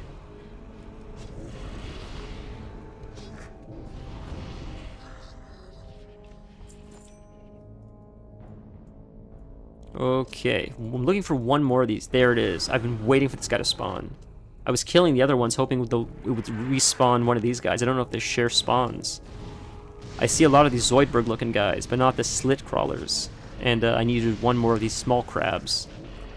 So I was hoping the big crabs dying might maybe spawn the small crabs in their place. Because what happens in WoW is a lot of things share spawns. So I've heard like many people talk, I've noticed this myself, but Zeroji, a WoW streamer, talks about this often. There's a quest in Western Plaguelands, which is a zone in WoW. And the quest is kill 10 bears. And in the zone, there's a bunch of bears and there's a bunch of spiders. The spiders and the bears share spawn points. So if there's a bunch of spiders up and there are no bears up, if you kill the spiders, the bears will spawn in place of... The bears might spawn in place of a spider. It could be 50-50. So if you need bears and there's no bears and only spiders, you kill the spiders to get the bears to spawn. That's how WoW works. What happens is everyone is running around the zone looking for bears, ignoring all the spiders. So then people come there looking for bears themselves. They're like, there are no bears here. There's only spiders. So I will kill the spiders to get the bears to spawn. So people like myself or Zeroji, this WoW streamer, understand that. So they kill the spiders so the bears will spawn. But then what happens is, as you're killing the spiders, the bears start spawning, and the idiots that aren't killing the spiders steal your bears. So you're clearing up the quest for them so they can steal the bears because you're busy fighting the spiders. And I experienced that, and then when he talked about it, I'm like, oh my god, it must be a common occurrence. Like, everyone, the people that are looking for the bears don't think to kill the spiders themselves. They're just waiting for other people to do the job for them so they could just kill the quest the guys they need. But it's like, if you just kill the damn spiders, you'll get the quest done so much faster. You kill the spider quick, it spawns a bear. You kill the bear, you kill the spider, it spawns a bear. Like, it's just, I don't understand why you're running around waiting for these things to spawn. It just takes so much longer. Just, like, reset the spawn. This is just WoW. This is just WoW. Deep WoW nerd talk now. That's what we're doing. We've gotten to that point of the stream now. We're just getting so deep in the weeds of WoW nerd shit. Not a fan of multiplayer though. And multi-playthrough for endings. Fair. This is usually Ghost Walk to get under the instance door and res. Oh my god. Jesus, that's some deep WoW nerd shit. What you just described. Ghost walking to bypass doors is like real deep in the weeds nerd shit. I've done it. Don't get me wrong. You don't have a key to get in the door, so you kill yourself, so you're a ghost, because a ghost can walk through doors. So then you res on the other side of the door, so you can get into the instance without having to open the door. I've done that in Scarlet Monastery, I've done that in Skolamance. Is that a rare spawn, this thing? Oh no, I never knew those Swamp Strider guys were here. Okay, we'll do another quest or so, and then maybe we'll call it for today, but I have good news. Next stream, we're playing Hollow Knight. Hollow Knight's about 40-something% done downloading. Couldn't get it downloaded fast enough for this stream. But next stream, we'll play Hollow Knight. I look very forward to it. Never played it before. It looks really cool. And then maybe you guys can pick the next game after Hollow Knight. I don't know. I think Hollow Knight will take too long. I don't think it's a very long game. Might be a few streams, depending on how stuck we get. And then I was waiting. I thought maybe I would just spring this on you guys one stream without me telling you, but fuck it, I'll tell you guys. It's fun. I saw that this thing that we got, this Game Pass, has Claire Obscure 33 or whatever the game is called. And that game supposedly is a contender for Game of the Year. I've been told by many people that it's a brilliant game and I'm going to love the shit out of it, so I'm excited to play it. I've been told by one friend that it's too French. I don't know what that means. But we're Canadian. Canadians, you know, are like, half the Canadians are French Canadians. I'm not French Canadian, but we live amongst the French Canadians. So I don't have a problem with the French. Not that French Canadians are really French, but you know, it's like it's everywhere. Like it's, and anytime I buy something, it's written in both English and French Canadian. So I don't have a problem with the French. So he said it as an insult. The game is too French. I just took it as like, I don't know what that means, but like maybe you just mean it's too like hoity-toity. I don't know what that meant really, but I couldn't get him to explain it either when he said the game's too French. I don't know what that means, but I'm excited to play it. So Claire Expedition 33, if that's how you say the name, is definitely on the list. I figured like once the move is like done, then it would be easier to like really deep dive into a game like that, because it seems like a really deep game. Much like Baldur's Gate or much like Nier Automata as far as like story goes. It's like deep, compelling storytelling. So I really want to like sink my teeth in it when I'm not like partially distracted with like moving. So that's going to be coming up soon. I'm excited for that one. I got the Game Pass. Yeah, I got Game Pass. Yeah, it was a nice birthday gift. Yeah. So I'm excited to do it. Because someone's like, it was actually my brother. He's like, what do you want? Like, what if I could get you something, what would you want? And I'm like, well, you know, Elden Ring, Night Rain would be really cool, or like Game Pass would be really cool. And I said Game Pass would probably even be better because it would give us variety for the stream to play all kinds of stuff. So he's like, all right, so we'll do Game Pass. So that's, yeah, very nice gift. Skolo was easy because you would unequip gear and stand at the campfire. Yeah. Oh, I see. Yeah, it's a French team. I know it's a French team. That's why when he said it was French, I didn't know it was a French team. He told me that, but I didn't know what that meant. I still don't know what it means. That it's a very French game.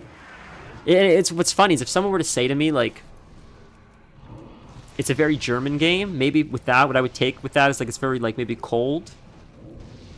Because like generally like the German aesthetic from like things that I've seen is very like the best way to describe it is like cold, very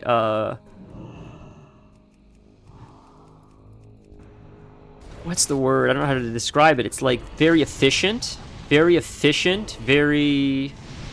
but lacking in like maybe the warmth that like some other things would have. And I'm speaking very vague, but that's just like the only way I would describe it. Like a lot of like German expressionism in filmmaking just has like a cold feel to it. I don't know how to describe it. It's not detached. It just feels very efficient and like it almost met a checklist, but it's missing like a human element. It feels very robotic, maybe very mechanical. I don't know how else to describe it. It's lacking like the soul. I don't know. But maybe French is the opposite of that. I'm just guessing. Maybe it's very like French are known for being like very passionate, right? It's a very passionate language, French, and cooking is very passionate. So maybe it's the opposite. Maybe it's very emotional and I don't know though. I don't know what else it can mean. When I see a lot of architecture too, like German architecture and stuff, it also seems very like, I don't know how to describe it, but again, it's beautiful, but it's different. I don't know how else to word it.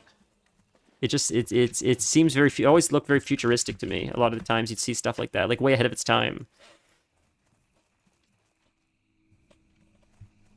50-50 for French-Italian inspired atmosphere. Ah, cool. The Italian atmosphere is stunning, right? Like, it's some of the most beautiful structures in the world are probably in Europe as a whole, but I think probably Italy is known, I would imagine, for a lot of its very famous architecture.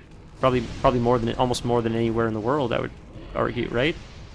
Both art and architecture, I think, but I think architecture falls under art.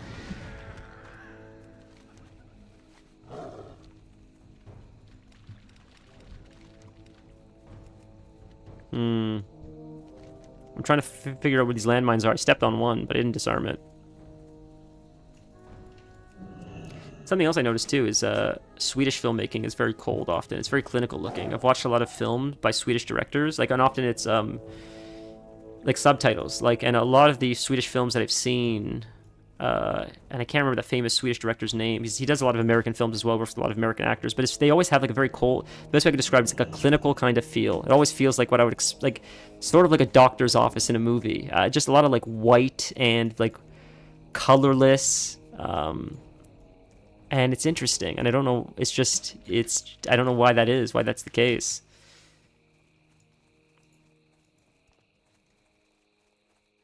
Of course, I'm generalizing, speaking from, but it's something I've noticed a few times with a few different directors, Swedish directors. And I don't know if that's like a cultural thing that bled into the art over generations, and that's just like part of like how they make films over there. But I find it interesting. Grease as well. You mean Grease is not skinning for crit boost. Oh, I forgot about skinning crit boost. Yeah, my professions they stink. I think I've only watched one or two Greek films. One of them was Dogtooth, and that was with Greek subtitles. It was really good. It was depressing, very gritty and dark. It was a brilliant film, though. It's amazing how many brilliant filmmakers and like artists there are around the world. Was the guy was his last name something Soon, I think. Sun Soon. I think he's a Korean director, I believe, who made Parasite. I think he said something along the lines of, there's so many brilliant artists out there, but Americans will never know they exist because they're horrified to climb over that like 4 or 2 inch barrier. And he's referring to subtitles. He's like, because subtitles scare like the American audience so much, they're missing out on so much brilliant filmmaking because if it's not like in English, they're afraid to check it out. And I would have to agree with him. There's a lot of brilliant. Oh, for art and architecture, Greece is meant for art and architecture. Yeah, definitely. Yeah, I mean, of course, a lot of. I think the whole world probably has like art and architecture, but I think probably Greece and Italy are probably. If you were to ask some of the most famous buildings or structures of all time, it's probably maybe Egypt, the pyramids, and then probably Greece and Italy, I would imagine, right? Or Rome. Is Rome Italy, I think? These landmines are so hard to find. I gotta find sparkling on the ground, but it's hard to find for the ground clutter. There was a French film actually called Martyrs. I think it was a French film, and it was brilliant. It was a horror movie. The whole thing was in French, and it was very disturbing, but it was a brilliant horror movie. Very, very well done. The acting was super convincing. But again, a lot of these European films that I've seen, horror films, both actually, not just European. I'll give it to like Asia as well, because like Japan and Korea also go really hard. The shit that they get away with and the stuff that they do, I feel like is way too far for the average Western audience. I feel like the Western audience is not... They couldn't handle some of the grotesque stuff I've seen other countries do, and not even like blink twice. It's just they seem to have more grit when it comes to seeing stuff on screen, it seems like. Yeah, for sure. I watch all kinds of stuff. They can't understand if characters aren't speaking American. You're not wrong. The one thing that I am guilty of, and I'll admit this, is I watch a lot of anime dubbed, just because often I'll watch anime really late at night on a lot of edibles, and I just want to just have fun and watch something fun and shut my brain off. So sometimes sometimes I'll watch it with subtitles, but often I just want to just watch the fun action anime on screen, not really pay attention, sort of drift off halfway through. So that's my one guilty pleasure. It's like I know it's the purists are like you got to watch in the original language, but sometimes I'll watch it dubbed.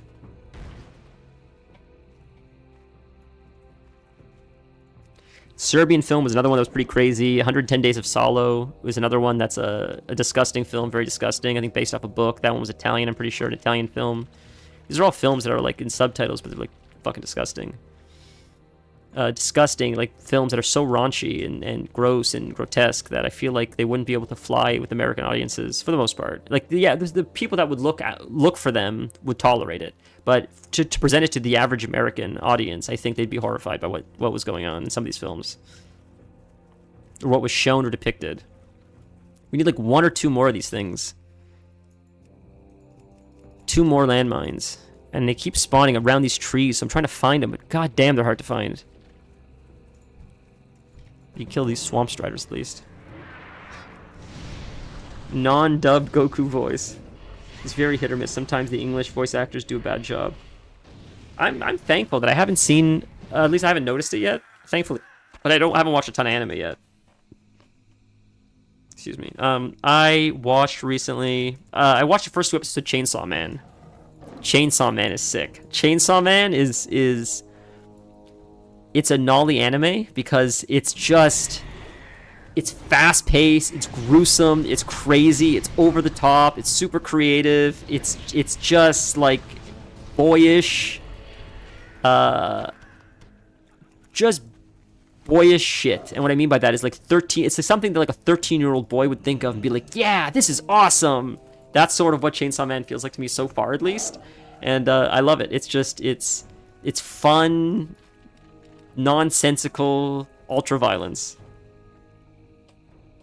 Is when I see localization, if my anime says ramen, don't dub hamburger in. Yeah, that's fair, Torin. That's silly. I would hope they wouldn't do stuff like that. That seems almost like a bastardization of the original stuff.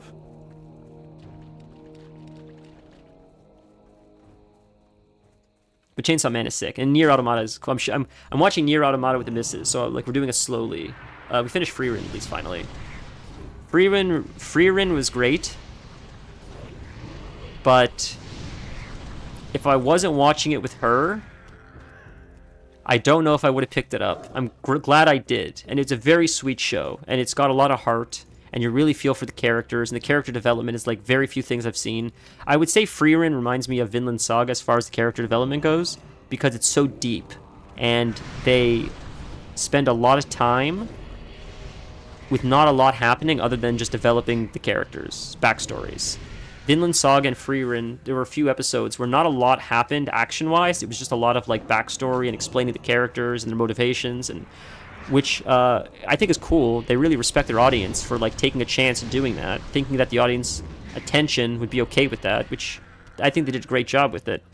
But it's very different from a lot of the stuff that I watched.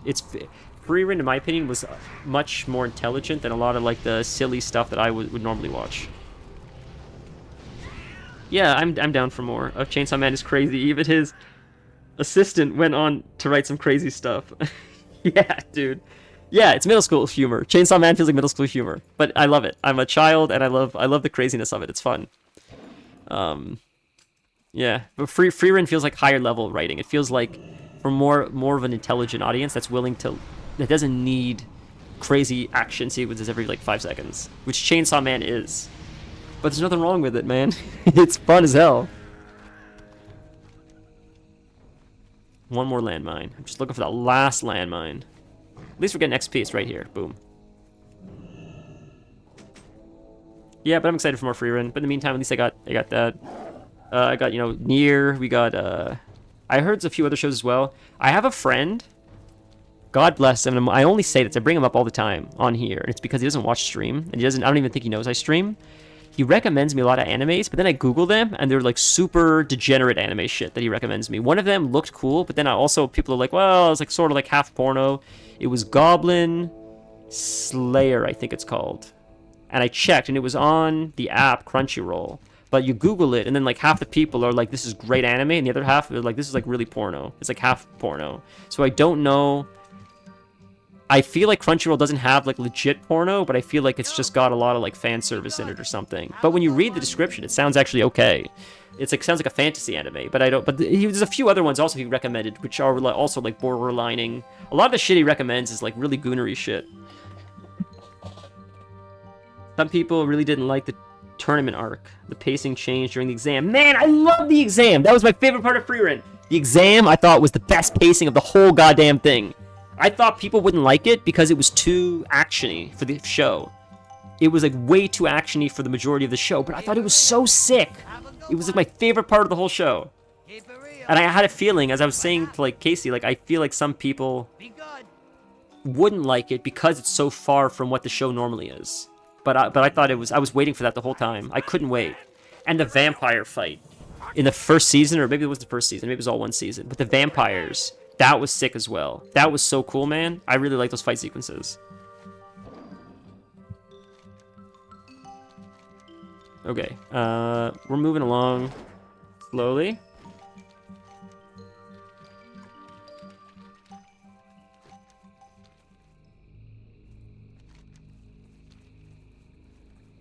Goblin Slayer is not as porno as people think. They shocked people episode 1 with rape scene showing the violence of the goblins. Even then, there is an R. Okay. So I was like hesitant, but the idea seemed really neat. Because it sort of seemed like a fantasy, like it seemed like there was like healers and like DPS or like tanks. It seemed, from what I got, but it was hard to tell. There was that one. I could show you a list, man. I could show you the Discord message that he sent me. He sent me a whole list of a whole bunch of stuff. But some of the ones I Googled were like super goonery. One of them was zombie something to do with zombies, but I Googled it and it seemed like also like there's like a lot of nudity in it or something. But it doesn't surprise me. He's like into some of that kind of shit. Which I don't really care. I don't really care, but I just don't.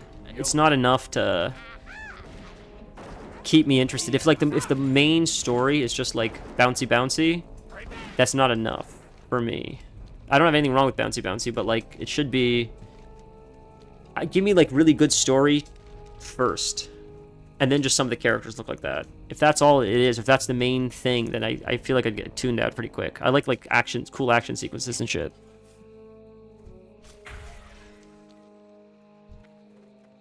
Like Bleach was pretty cool. Bleach had some pretty cool stuff. I think a lot of the animes that I watch are like not children's animes, but like, you know, young teenage boy animes. Just a lot of like violence and like fast-paced action sequences, and because when I watch it, as I'm watching it, a lot of the time, it feels like I feel like this is something I'd watch in middle school, and I don't care. I'll still watch the shit out of it, but as I'm watching it, I see that like I probably would have watched this in like high school or middle school.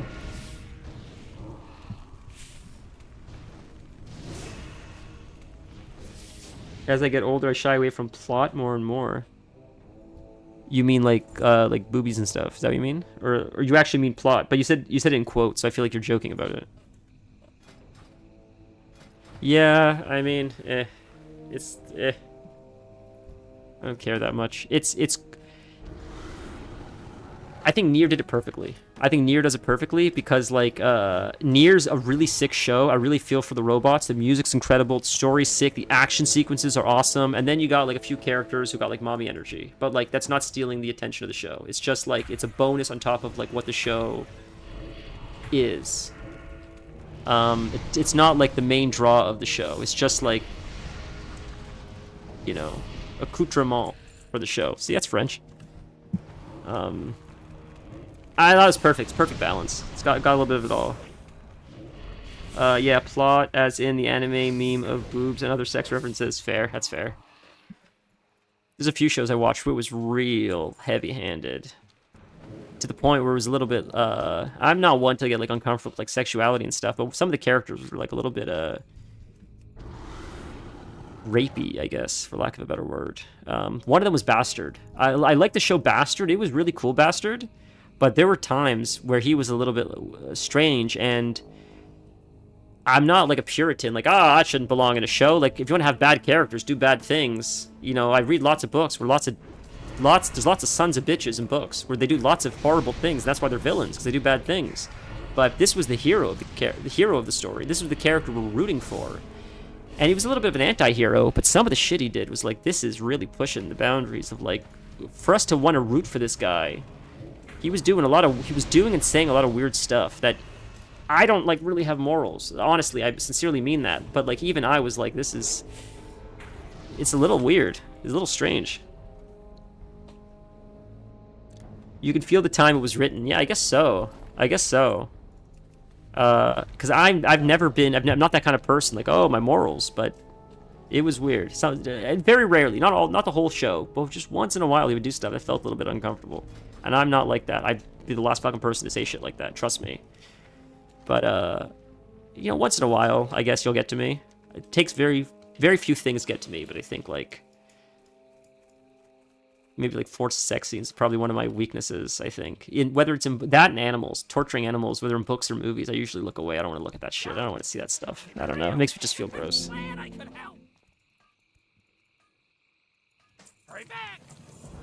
I just feel like, they're both things. There are ways you can do it in a more elegant way that's not so, like, direct and, like, yucky feeling. I mean, if you want to do it, I'm not going to censor your art. Do your art however you want to do your art. But I feel that often, not only can you do it without making it feel so gross, but often when you do it that way, it also actually is more impactful if you do it in a more tasteful way. Not only is it less gross feeling, but it's also more impactful because it's your imagination is often worse than anything you could show on screen. So there's a way to get here without flying out there. There's probably someone you talk to or something like that, and they'll fly you out there. So that's why I turned around. This quest is called In With a Bang. I'm Berserk. I'm saving Berserk. I want to watch Berserk, but I gotta catch up on the comic first. I don't want to watch Berserk until I catch up with the comic, but Berserk is one I'm really excited for. Speak with Lil Crazy Jerry to board the ship. So where's Lil Crazy Jerry? Because I feel like Crazy Larry... There's gotta be a way to get on that ship. Lil Crazy Jerry, right here. I knew it. I knew there was a way to get on there without... I figured a helicopter or something, so it's a cannon. Cannon shoots you on. But Bastard was cool, and so was Overlord. Overlord was another really cool show. But again, there was like a few moments where it was just sort of weird. But...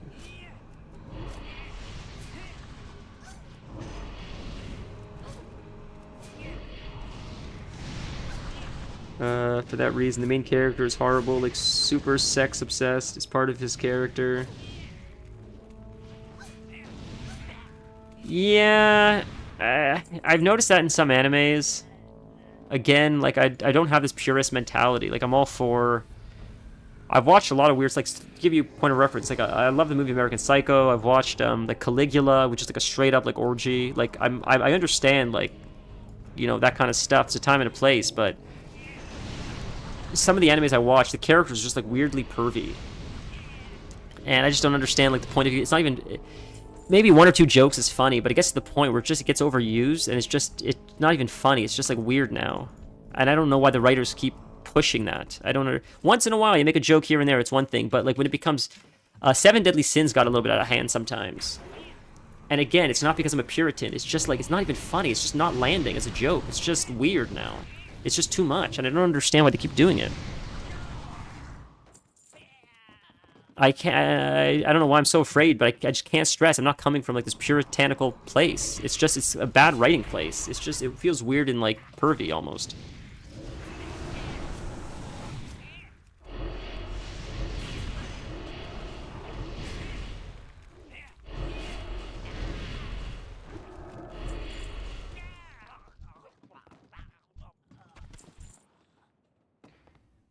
The author living out their fantasy it sells in Japan. Yeah, I've heard that many times, actually. Recently, I've heard that. I've heard that Japanese culture is very different, wildly different from how we are. So a lot of things that we don't understand, it's because, like, in Japan, it's just different there, and when we see it as one way, to them, it's a completely different ballgame. So there, it just makes more sense. So I think it's also a cultural difference. It's on me. I'll take that much. I'll take that. The one scene I never understood in Evangelion. The one scene, if you've watched Evangelion, it's one of my favorite animes of all time. But there's a scene where Shinji touches himself while the girl in the hospital bed is, I think she's sleeping. She might be in a coma. I'm not sure. And I never understood that scene. And I've watched Evangelion so many times, and it's like a meme. But I still don't understand it. I still don't understand what that scene was about. I don't know why you had to write that scene. It was so strange. It was such a weird, and maybe I'm too dumb and I missed a plot point, but it was always such a weird scene to me. And other than that, like, I thought Evangelion was like so brilliant. It was such a brilliant anime. And I know that people have different opinions on it, but overall I feel like it was like super ahead of its time. And still I think it holds up today. Super depressing, but I really like it. I still think it's the best theme song of all time. I'll die on that hill. There's a lot of good anime themes, don't get me wrong. I still think Neon Genesis Evangelion goes so hard.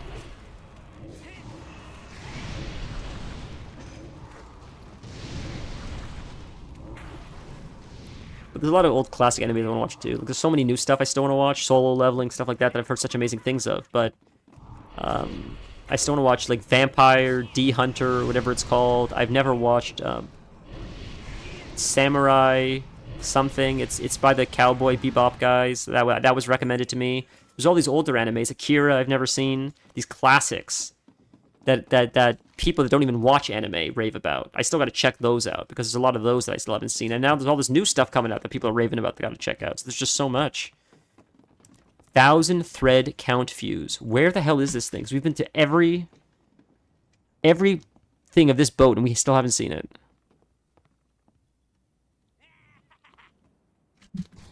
I've killed every floor, and I still haven't seen this thing. Where is it? It's saying we're on top of it, but it's got to be above us then. It can't be on either of these floors, unless I've missed somewhere.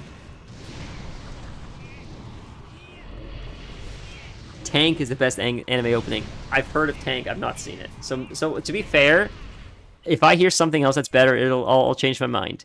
Now, with that being said, I love Evangelion the best. Cowboy Bebop goes really hard. Oh, that is Cowboy Bebop. I've heard Tank. Cowboy Bebop is Tank, right? You're right.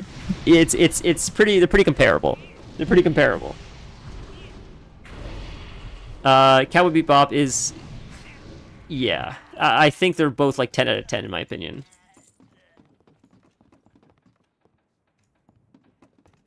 Let's try the very top. It's gotta be the tippy top. I don't know where else it would be.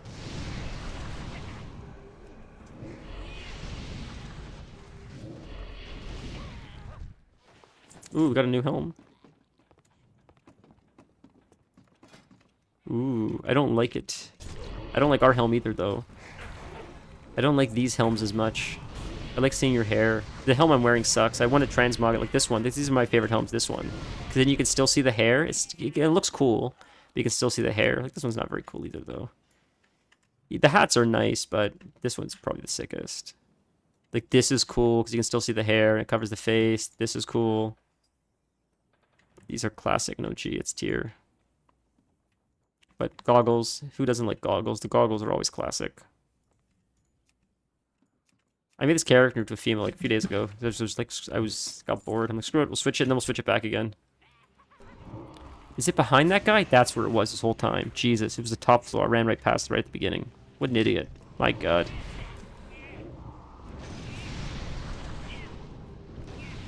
Attack on Titan is sick. That's a really cool anime, and that's an anime that seems lots of people like, but it also seems like an anime that's like a 13-year-old anime. Like for like 13-year-old boys, I mean. Fast-paced, like violent, gritty, but at the same time, it seems like lots of people really like Attack on Titan, so it seems like some of these, like, is Attack on Titan like shonen? Is that the word you taught me? I think the word you taught me was shonen, which is like action-y, lack of like story, just like fun, fast-paced shit. Is Attack on Titan one of those? Because it feels like it is almost. But at the same time, it's got like a lot of depth. Hurry back! Keep it real! Hey, welcome back, Hills. Okay. So we did this. I feel like we should probably call it soon because, I mean, the kitty hasn't bothered me yet. She's sleeping somewhere, but I should have fed her a little while ago, so I am a little late to feed her. I was waiting for her to wake me up and be like, alright, that's my cue, but she's still sleeping, so I guess she doesn't realize that it's dinner time. Very rarely will that happen. Very rarely she'll sleep through dinner. Normally, she's up an hour before dinner, saying, just so you know, you have to feed me about an hour. And then she'll let me know about every 2 minutes or every 30 seconds. Just so you know, in about like 58 minutes and 30 seconds, I should be getting fed. We found another camp. This is another camp. Need help? So close to going to Outland. I can't wait to leave. As much as I love Azeroth, I don't like the new Azeroth as much as classic Azeroth. Once the world got changed in Cataclysm, it's not as fun, in my opinion. I prefer the other zones. Before it got changed in Cataclysm, OG Azeroth was really fun for questing, but the new quests, I don't like as much. But Outland is great. Outland, Northrend, those are... wow, that's a huge upgrade. Those are really, really cool. Oh, our new staff sucks. Look at our old staff. Look how much cooler that looked. We can transmog it, but still. Ah, you think less of Attack on Titan. Interesting. Well, I'm on Season 2 right now. And it's not bad. It definitely doesn't grip me the same way like a lot of other shows. Attack on Titan doesn't grip me like Freerun grips me. It doesn't grip me like a lot of other shows have gripped me. But it's fun. It's a nighttime, like again, it's like a nighttime edible show. I take edibles late at night, I can't sleep. It's like 2:30 in the morning. You know, the missus is sleeping away, and instead of me driving myself crazy, I'll like get lost in like an anime. And Attack on Titans holds my interest. But it's nothing like Freerun, in my opinion. Not even close. Not even close to Cowboy Bebop or Evangelion. It's like it's a different beast. It's just like fun. It's not super memorable, in my opinion. It's just like a fun thing to watch and then move on to the next fun thing to watch.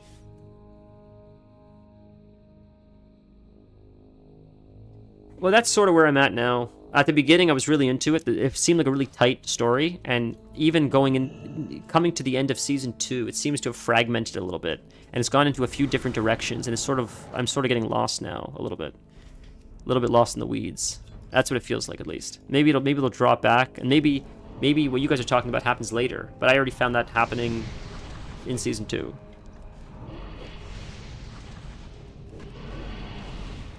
It's amazing how every time you guys show up, it somehow delves into anime talk. Every single time.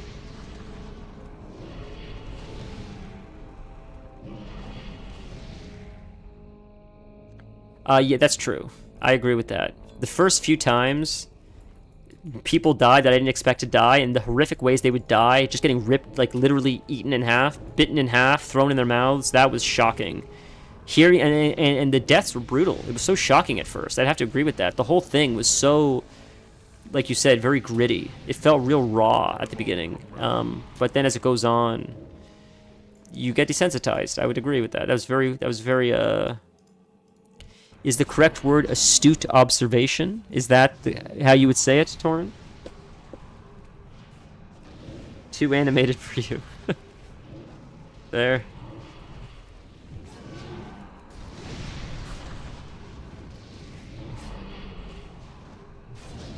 Well, we got a rare spawn. I wonder what he drops.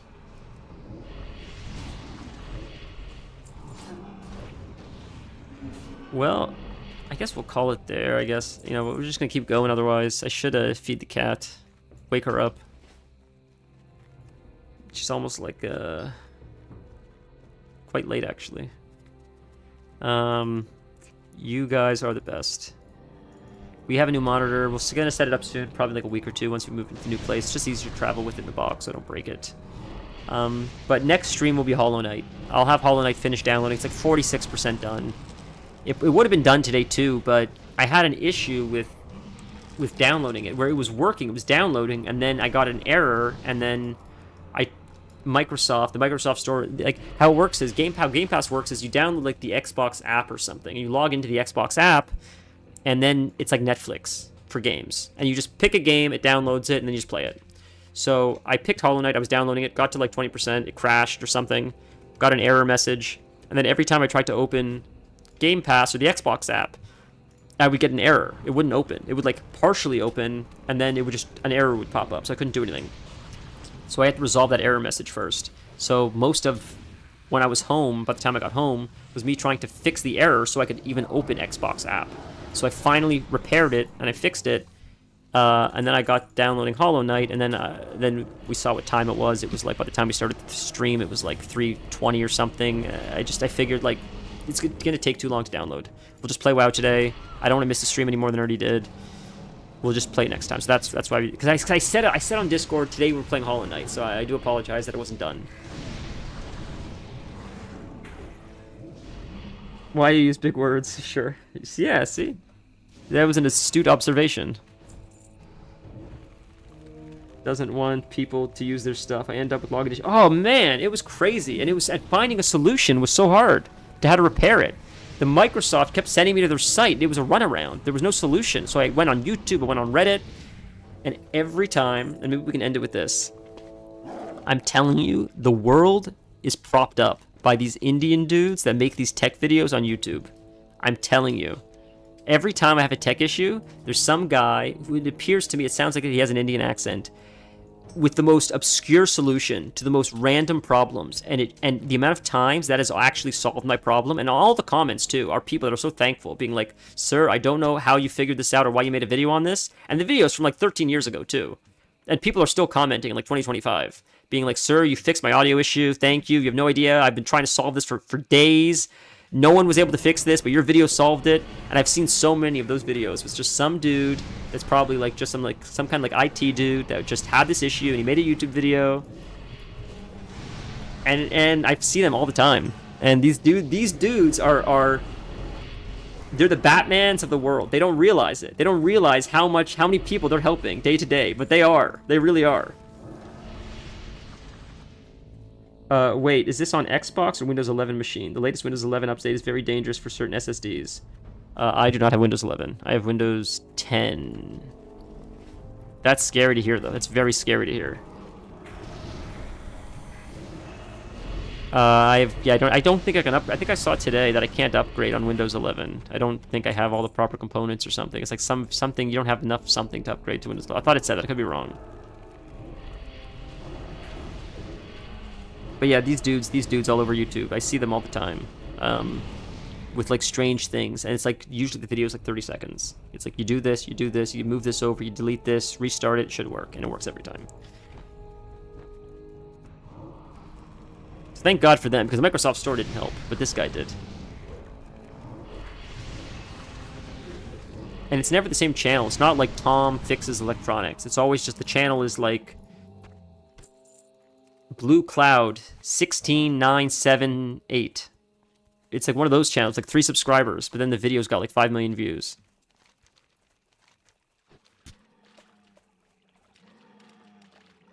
Oh wait, you have to turn on virtual TPM in your BIOS. Oh my god. Well, should I even do it now at this point? Because what Stand on Head is saying, it sounds sketchy. Should I just maybe just stick with 10 for now? Or is it worth upgrading to 11?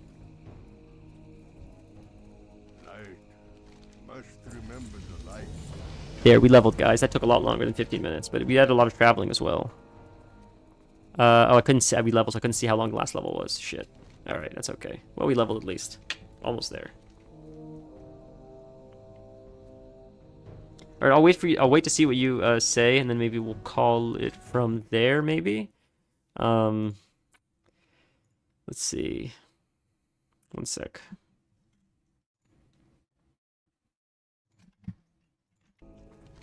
So we have these quests down here. This would be kill warriors, kill peons. So we can make our way down there slowly. If you're using an SSD, it isn't worth the risk. I think it is only certain SSDs, but tons are reports data corruption. Oh no. I can wait for now. Okay. Fair, fair, fair. Holy man, that's a little bit sketchy.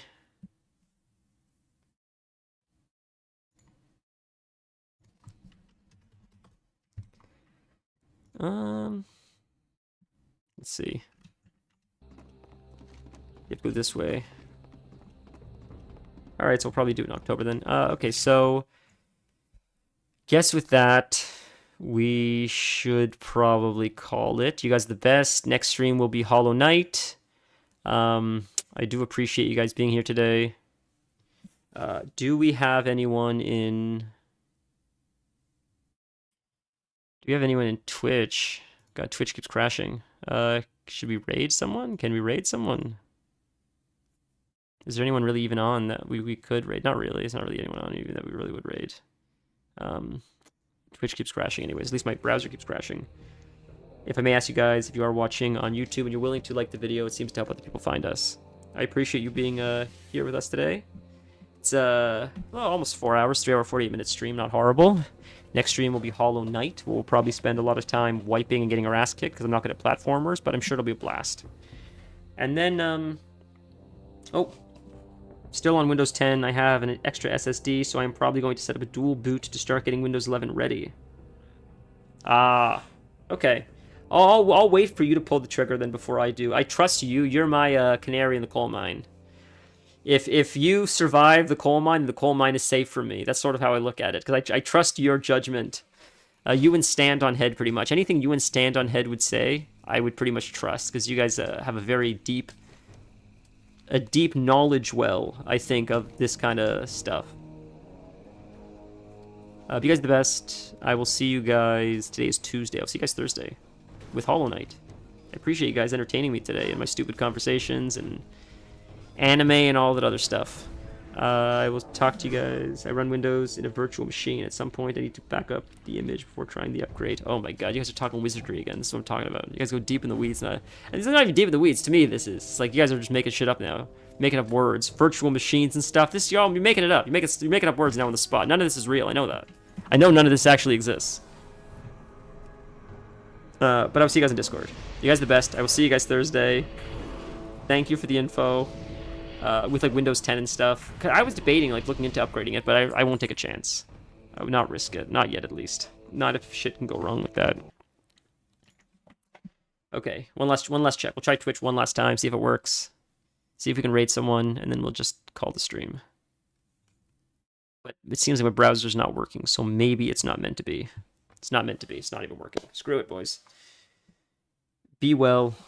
I will see you guys soon. I will see you guys Thursday. Thank you for Stand and all, Stray and Torin. You guys are the best. You guys really make this a fun stream. If you're new here, like the video, subscribe, all that razzmatazz, shugs and jazz.